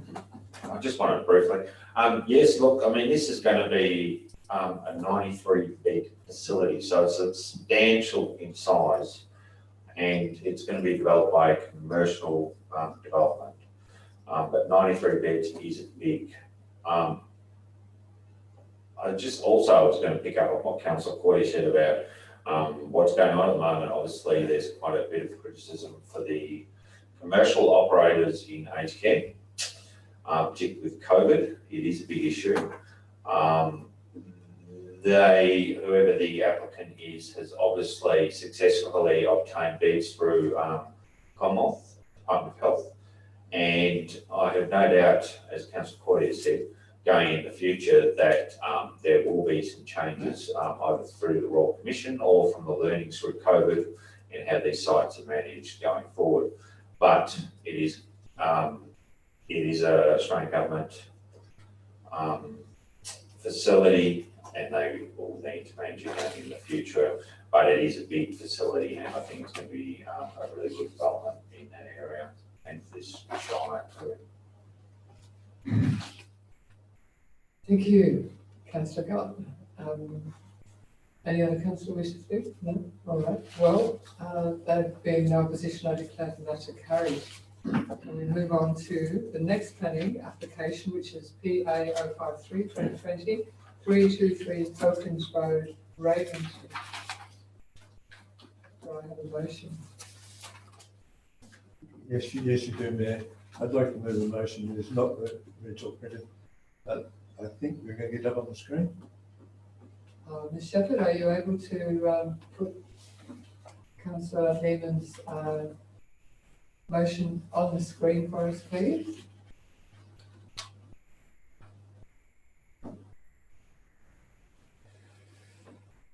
Yes, there it comes. Okay. I'll just read the preface. The recommendation is that council issue a notice of decision to grant a planning permit for the use and development of the land for dwelling at 323 Hopkins Road, Ravenswood, subject to the following conditions. And follow on that is a considerable list of conditions, all to protect the neighbourhood and protect the land itself. So that's the motion. That's your motion. That is your motion. Thank you, Councillor Lehmann. Do I have a seconder? Councillor Gardner, yes. Is there any opposition? Can I have a point of clarification? Point of clarification, yes, please. Thank you. Is there anything about a farm plan within the conditions? Yes, that's it. From my limited knowledge of farm plans, there is what seems to be an excellent farm plan provided. And it's I also. think, is it required in the conditions, I think is what we're looking for. Yes, General requirements. Could we please keep scrolling through, Ms. Shepherd, so we can see all the. under obligations 3A, the land must continue managed in accordance with the actions and requirements of the endorsed whole farm plan, farm management plan under planning permit PA 053/2020, unless otherwise agreed in writing by the responsible authority. Does that cover your? Which clause was that, please? Under the heading obligations, which is the third. Thank you, sorry, clause 3A. And also it's got under 2, the layout of the users and the development shown professionally in the endorsed plans must not be altered or modified unless otherwise agreed in writing by the responsible authority. So, yes. Does that help, Councillor Nation? So I'll repeat my question, is there any opposition? Yes, Councillor Nation. Councillor Lehman, would you like to speak to your motion? Yeah, this, where to start. Just off track for just a moment. The recent background work from home lockdown experience and the ability to shared work from home. I think we're entering a new era of land occupancy. We've got the benefits of a fast train, a relatively fast train to Melbourne. Very handy. Our electronic communications are good. I think we'll find a lot more people working from home. In fact, my whole family work from home, so that's sort of what I'm looking at.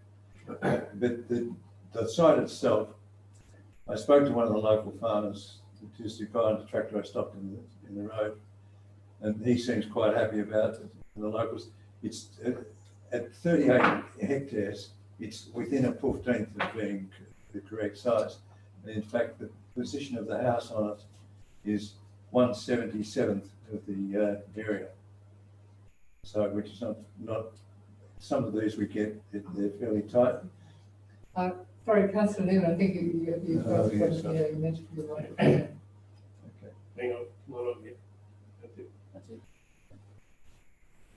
It seems that, to me, to be a right task in the right place. And when I saw the site, I was told there were 50 rams on the property at that time. I'm no farmer, so I presume that may be overstocking or crash grazing to maximise pasture usage and control. But there's no reason to believe that the gistment, if that's the right word, such as this or hay cutting, would not continue in the interim while more intensive farming developed. The locals seem happy. The objectives are close by but not contiguous. They presented. Seems to be well within our road capacity, and just the thing that's stuck with them for a long time. The best fertiliser is the same thing as the best weed control, and that's the farmer's footprint. So having people on site is good. The other thing that's changed a bit, we're now starting to get a lot of people who are earning a living from farmers markets. So so small holdings are not necessarily bad. There's an article in the Saturday Age about people coping with the reduced need for the heavyweight commercial buying of their product. Water management will be improved by necessity.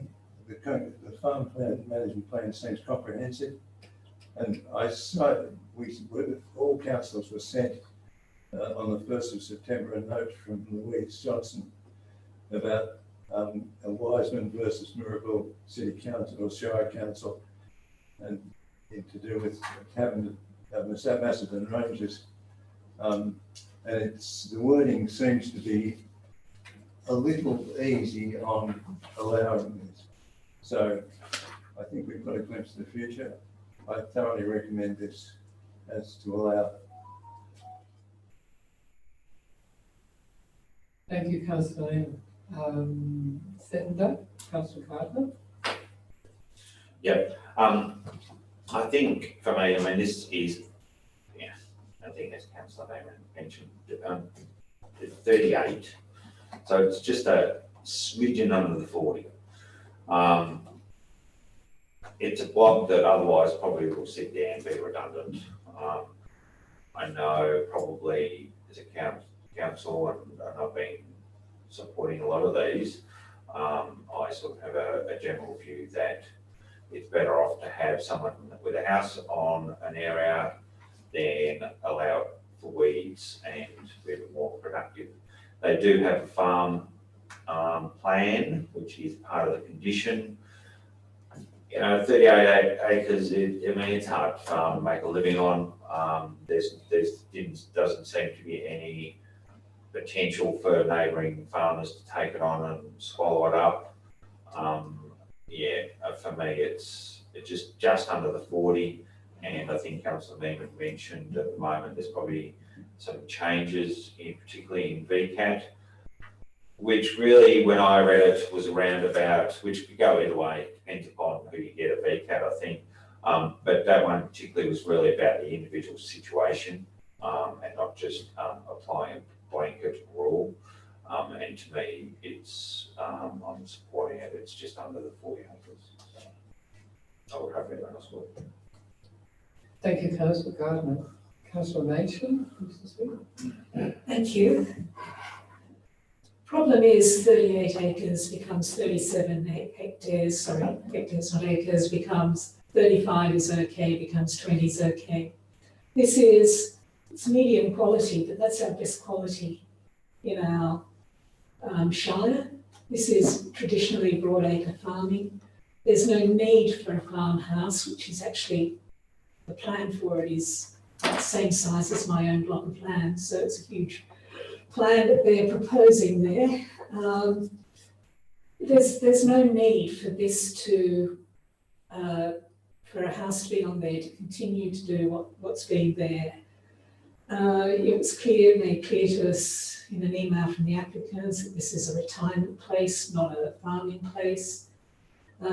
So for me, the potential for this to split up land that should not be further split up, should not become a precedence for even more splitting up, because it's just slightly under the 40, 20, whatever.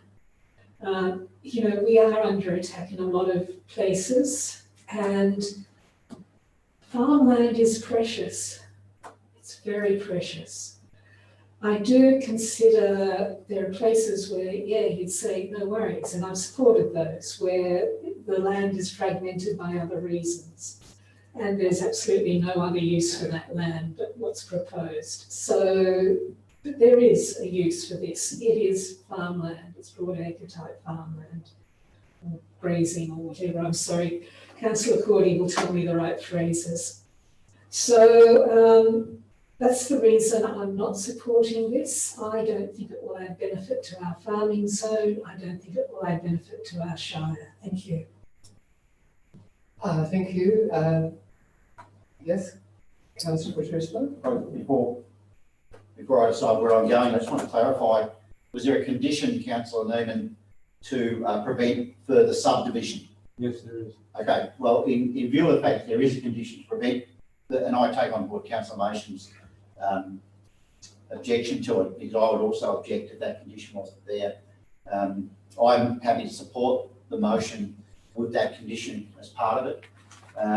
My understanding is similar to Councillor Mation's, it's a retired farmers that have effectively retired from larger property farming and want to go to the 38 acres that they own to retire, but still continue to run a small farm. I believe it does have a farm activity now, albeit fairly small.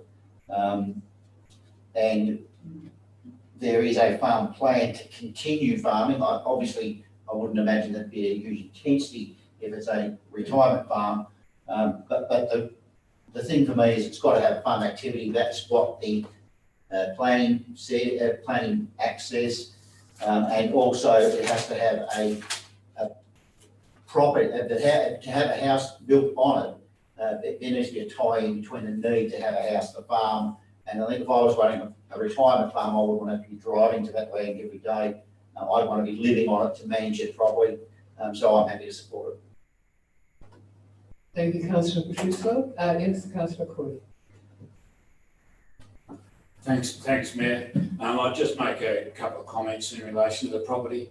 It's on the far north boundary of our shire, so it's a long way from town. It's actually a bit closer to Kangaroo Flat than Castlemaine. It is productive farmland, as we know it in our shire. It's probably one of the better areas. In my view, and I am a farmer, so in my view, it might even be more productive with a dwelling on it. Approval and construction of the dwelling on this type of block, and a couple of people have mentioned 38 acres. It's actually 38 hectares, which is about 95 acres. So it's actually a substantive property in its own right. Yes, it's slightly below the 40 hectare mandated area where you can't not give a planning permit. Anyway, it is under that, so that's why it's before us tonight. In terms of the property values through the Shire, they're not reflective of what you can make out of them. The horse has already bolted in regards to agricultural land on the Shire. And another comment I would make is that this is not a subdivision. This is an existing allotment of property, and it may well have been a small subsistence farm from original selection. Like, that's what these small properties are about. So it probably did have a dwelling on it at some stage. The other comment I'll make is farmers are custodians of the land. They don't go on forever. What we do is we do our best to hand the land on to future generations in the best possible shape. And look, I know the applicant, I know the objectors, and I know they're doing the very best they possibly can to productively manage their farms. And this applicant is a successful farmer and businessman. He's worked 2 jobs all his life, and I'm happy to support the alternate recommendation, or the recommendation moved by Councillor Neiman. Thank you. Thank you, councillor Corey. Other councillors to speak? No. Well, in that case, those in favour of councillor Neiman's motion, thank you. And those against? Declare the matter carried.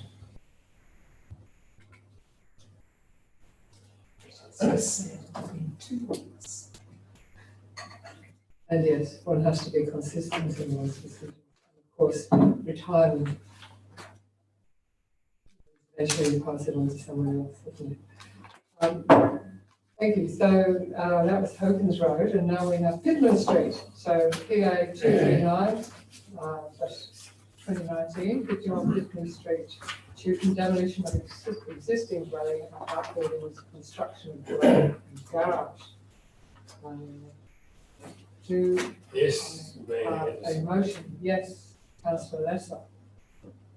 I unfortunately need to go with the recommendation that is before us, that the council issues a notice of decision to refuse a planning permit for the demolition of an existing dwelling, an associated outbuilding, and the construction of a dwelling in a garage at 51 Pitman Street, Chewton, on the following grounds listed. Thank you, which you don't intend to read. Right, we'll let you off that. So, notice of decision to refuse planning permit for demolition. Do I have a seconder? Yes, I do, from councillor Gardner. Is there any opposition? No. Okay, well, councillor Lesser, would you like to speak to your motion, please? Yes, thank you, Mayor. This is a hard one, really, really hard. And I went out there again this afternoon. I had a chat with Councillor Neiman. And he pointed out a couple of things to me, so I said, oh, well, I'll go out and have another look. Okay, it's the form of the house. I know that the quality of it isn't that good, but the form is important, and there's a fairly new house sort of diagonally opposite, which has got the same sort of form. Now, all is not lost for this applicant, and there are some positives here, and that's what I'd like to sort of speak about. I think that the applicant needs to just perhaps get back in touch with the planning department and see what can happen, because I know there was a need to construct a new dwelling, and I understand that because the old one is probably not good a shape.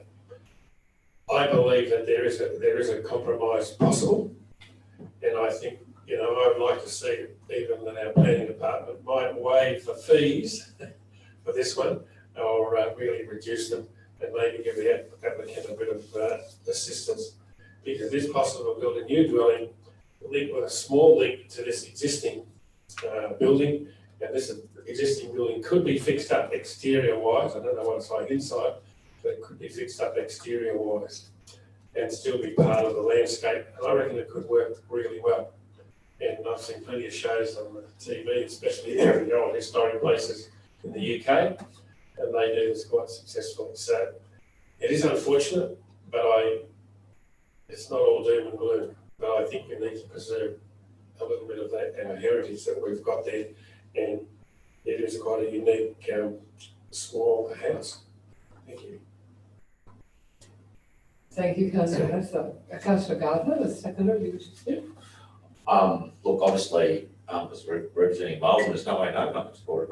I mean, it is, look, you know, the cottage, it is of disrepair, no doubt. But it is actually listed and identified as one of the original mining cottages in the area. And I feel for the applicant. I got a sense that this property has been bought to build himself a unit, but possibly there needed to be a bit of compromise. I mean, the officers had attempted to work with the applicant on a number of times. There was no requirement to make the actual building habitable. It was just, you know, as long as it was fixed up so it stood up. It's probably the best way to put it. And you could then just blend it into the building. You know, when we are looking, I think Councillor Mason put it earlier about the significant possible significant listing of the area under the World Heritage bid. And whilst these sorts of buildings, you know, don't meet today's lifestyle, they're quite small normally, they are a significant part. And so I certainly support Councillor Lessers on this one, and couldn't support demolition of it, unfortunately, in this case. Thank you, Councillor Gardner. Other councillor wish to speak? Councillor Petruska? Yeah, quickly, I'm going to see where I was going on this one as well. We did have a meeting via Zoom with the applicant to discuss this fairly recently, and I was fairly hopeful that as a result of that meeting that there might be a slight amendment. I think what was being requested from our advice from our planners and heritage people was, as Councillor Gardner pointed out, that the property basically just needs to be preserved. The applicant did point out that it would be a very expensive proposition to make that particular building livable, but that wasn't what the requirement was. The requirement was simply to preserve it in its current state, and it could still be restored at some future date then, because it still exists, and rather than demolish it. So that there was always, there is a way to build another house in front of it whilst retaining it. And that's still an option open to the applicant in consultation with our planners. It will require another application, unfortunately, but as Councillor Lesser pointed out, certainly our planning department can discuss those particular matters with the applicant. And unfortunately, I'm of the same mind that demolition is of this particular building, even though it's not livable in its current state under the heritage requirements, is really not suitable. So I'm hoping that the applicant makes another varied application shortly that we might have better luck with. Thank you, councillor Petruska. Other councillor wish to speak? In that case, I declare the matter carried. And we will move on to, that's the end of planning matters, and now we have just 3 more officers' reports on the matter of audit and risk. First of all, we have the Audit and Risk Advisory Committee meeting. Yes, Minutes. I will move this And you will motion. move this, please. I have a seconder. Thank you, councillor Nation. Any opposition? No, thank you. Councillor. So I'm just going to move as noted there, and as I've mentioned earlier, it notes the only recommendation in this council agenda upon the financial, principal financial statements, performance statement. So we have covered that already. So that's why I'm going with the recommendation. Thank you. Thank you, councillor Lester. Any other councillor wish to speak? No. Thank you. And it's important these minutes are tabled and are available for public reading as well as for council education. Our Audit and Risk Committee is overseeing the important aspects of running the council. And so now approval of risk appetite statement. Yes, so there, that's me again. Yes, I'm going to recommend that the council, having considered the feedback provided by the Audit and Risk Advisory Committee, approves the risk appetite statement. But I do wish to point out just a couple of minor amendments, just a word here or two to fix up what's in the document. And the first one is on page 7 of the attachment. It talks about health and safety. I've got no appetite. That's the one against the black, no appetite. And I'd like to see the word volunteers have an S on it. And also I would like to see the word councillors put in there, because it's okay that we can't have fraud and corruption, but we want to still be alive. So I'd like to see that we have the word councillors. Put your mic on. Oh, no, I've been asleep. We I'll just repeat that on page 7, if we could just have the word councillors inserted there and the volunteers in the plural. You're talking about the first part under the risk type, health and Yes. safety. Our number 1 priority is the safety and well-being of our staff, volunteers, contractors, property owners, customers, clients and community, and councillors. Yes, Right. so because it follows in the following paragraph there, it mentions councillors. So that was an important part. So that's, yeah, And I would just like to speak to it. right, so that's your motion, you just added that, yes, no, And so it's just administrative changes, no change to it. Need a seconder, thank you, councillor Machin, any opposition? No. Thank you, councillor Lesser, please speak.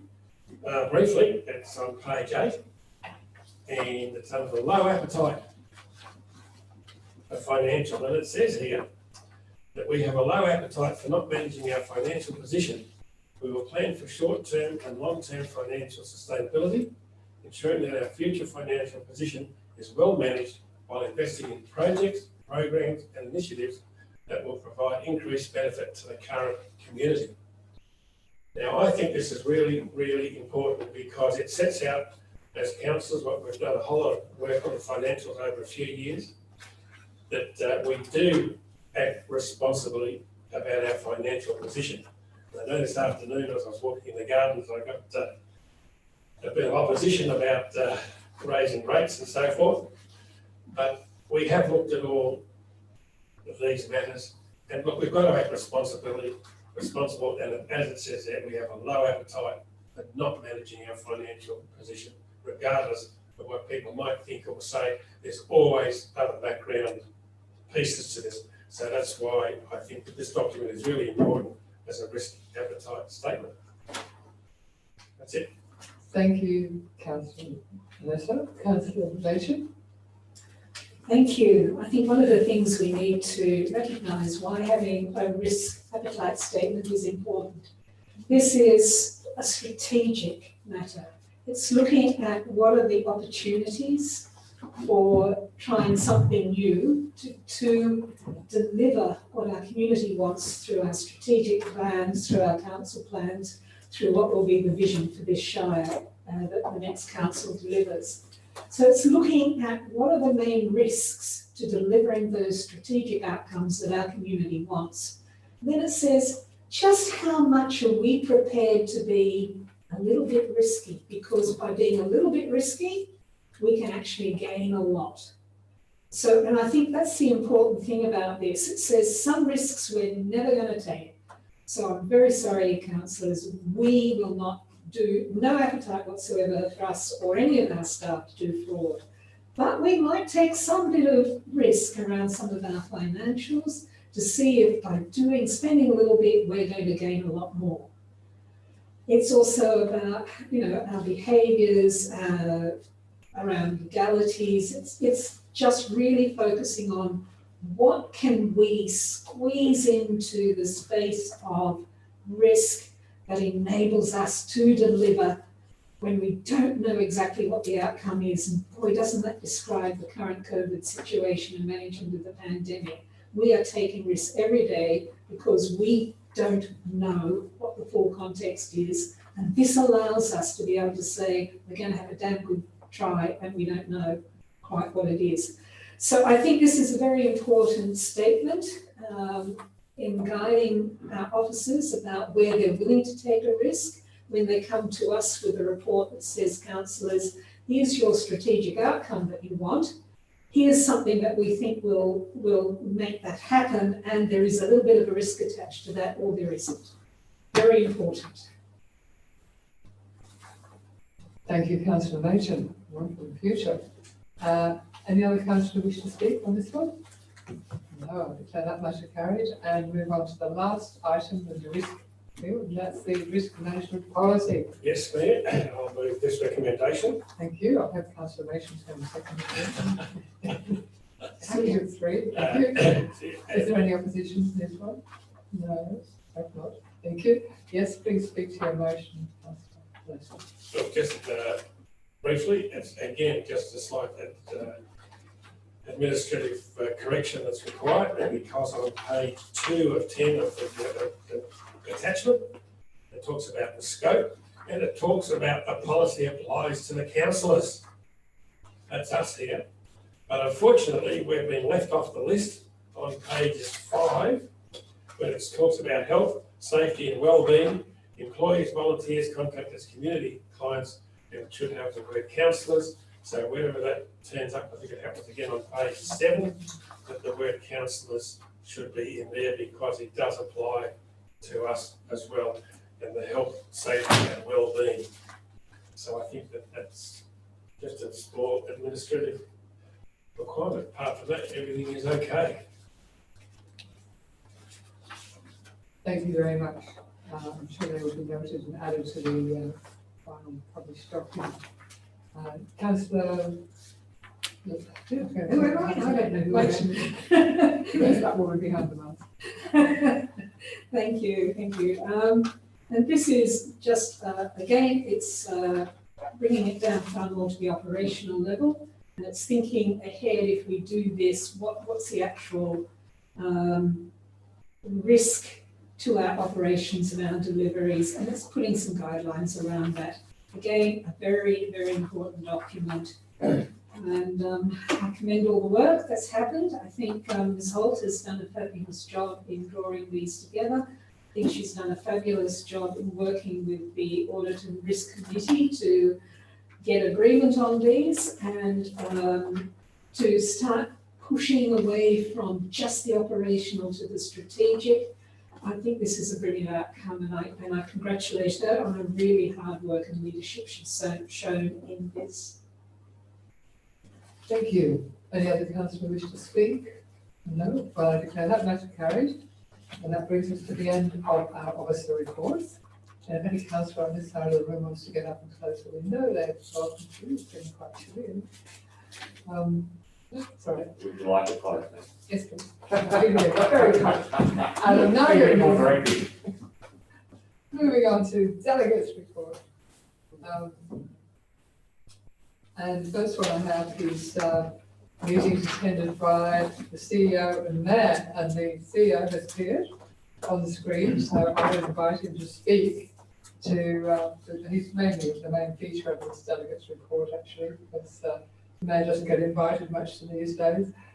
Thank you very much, Mayor. Before I do talk about a couple of the matters in our usual activity list, Mayor, may I first just apologise to all of our residents who have recently received a rates notice from us that indicates incorrectly they have an outstanding payment that's due immediately with us.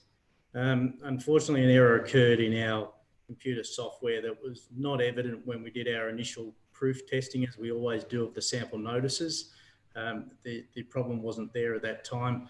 We're still working with the software providers, Mayor, to get to the bottom of what's happened. But just in addition to asking people to accept my apology for creating undue and certainly very untimely stress for people in our community, I really invite anyone who believes that they have got an error in their rates notice to please give us a call. Our number's 5471 1700, so that we can check that out for you immediately and hopefully put your mind at ease. So my sincere apologies again for that, Mayor. We will try to rectify that as quickly as we can. There's two matters I thought, we've got our usual list there, Mayor. There's two that I wanted to mention. A meeting that myself and Director Howard had with Senior Vic Roads people recently, talking about that pedestrian crossing that we are all very eager to see happen in Barker Street, somewhere near Parker Street intersection. Vic Roads has very kindly agreed to deliver that project for us. It is on their road. They will do the delivery of it, but also understand that the community side of that is very important for us to maintain responsibility for, and we'll certainly do that. The other one, but yeah, very excited by that Vic Roads has been prepared to do that work and manage that project on our behalf, Mayor. It's very good of them to do that. The other one I thought I'd mention is the meeting that David Leatham, the Manager of Economy and Culture, and I had the other day with the Executive Director of Bendigo Telco. Really exciting. As you've heard, Mayor, in some of the Mayor and CEO forums that we've been in, and I'm sure other councillors all know, there's a lot of digital connectivity problems that are showing up as a result of lots of people trying to work from home. It is a big challenge. We have plenty of it in our shire, and it just gets worse the further north and west that you go, I think, from the stories I hear from others as well. But we're part of, or hoping to be part of, a project that may bring some significant improvements to digital connectivity to particularly Castlemaine as a starting point. And Bendigo Telco is certainly very excited to try to work with us and see if there's a project there that could attract some significant funds from the state to make that happen. So happy to answer any questions about any of the other items on the list, Mayor. Otherwise, over to you. Thank you. Any councillors got questions for the CEO about what he's been up to? He gets involved with a lot more things than me. These CEOs, they keep talking to each other, which is great. I've been to a few webinars along with a lot of other people, and it's been interesting. I've got another one tomorrow, I think. However, I guess the standout for me, as the CEO, I noticed was I think it was a Microsoft Teams meeting with the Central Victorian Goldfields World Heritage Field briefing for councillors with the Honourable John Brumby, AO, and the Honourable Dennis Nutsine, who have become patrons of our bid, this Central Victorian bid for World Heritage status. And at that meeting, we heard from the World Heritage expert, Barry Gamble, which was the way he spoke about the whole of the Central Victorian Goldfields, and then honed in on the Castlemaine Heritage National Park as being unique and very special, and I think again he iterated what I've heard in the past, which is we are the jewel in the crown of this whole enterprise. It is such a complete landscape of a terrible mess left by miners who didn't clear up after them and just and there it is with the trees and the bush growing around it, and it has now become a world-class relic, I suppose, of times past, of what went on 170 years ago.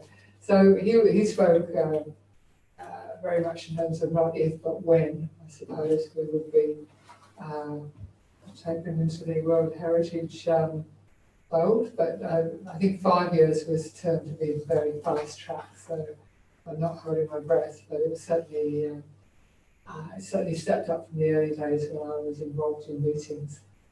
So that's exciting stuff.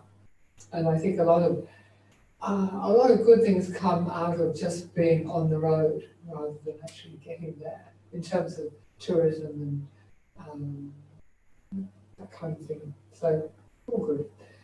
That's me. Any other councillors have delegate reports? Yes, Councillor Lester. Yes, thank you, Mayor. This is a good one because I've got one up on the CEO and and also the council are not aware of this, and the CEO wasn't aware of it. But last week I was, as I usually do in the Small Business Victoria sort of workshops, and the Shire of Mount Alexander was one of 2 shires who, in the whole of Victoria, that were involved in a pilot program about small business during the COVID-19 pandemic on how to keep your finances on track. Now, I think that's a great thing for our economic development team and business people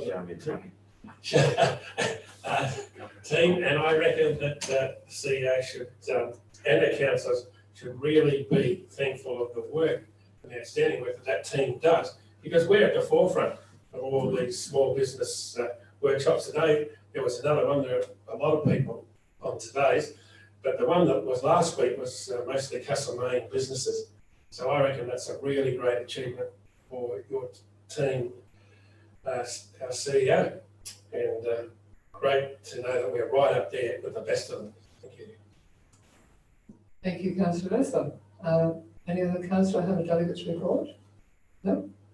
All right, well, that's the end of delegates' reports. No notices of motion or urgent special business. And so now we come to confidential items, which are confidential in accordance with Section 66(2)(a) of the Local Government Act 2020, which permits the meeting to be closed to consider confidential information. So, Councillor, I need a motion to close the meeting. I'll do that.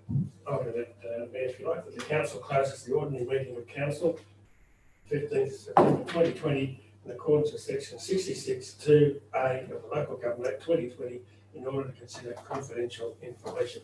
Thank you. Second for that, Councillor Machin. Is there any opposition? No. Okay, so thank you. In that case, I will declare yes. Are we still on live? I'm just going to speak to Ms. Shepherd about closing the meeting at 12 minutes to 9. Thank you very much.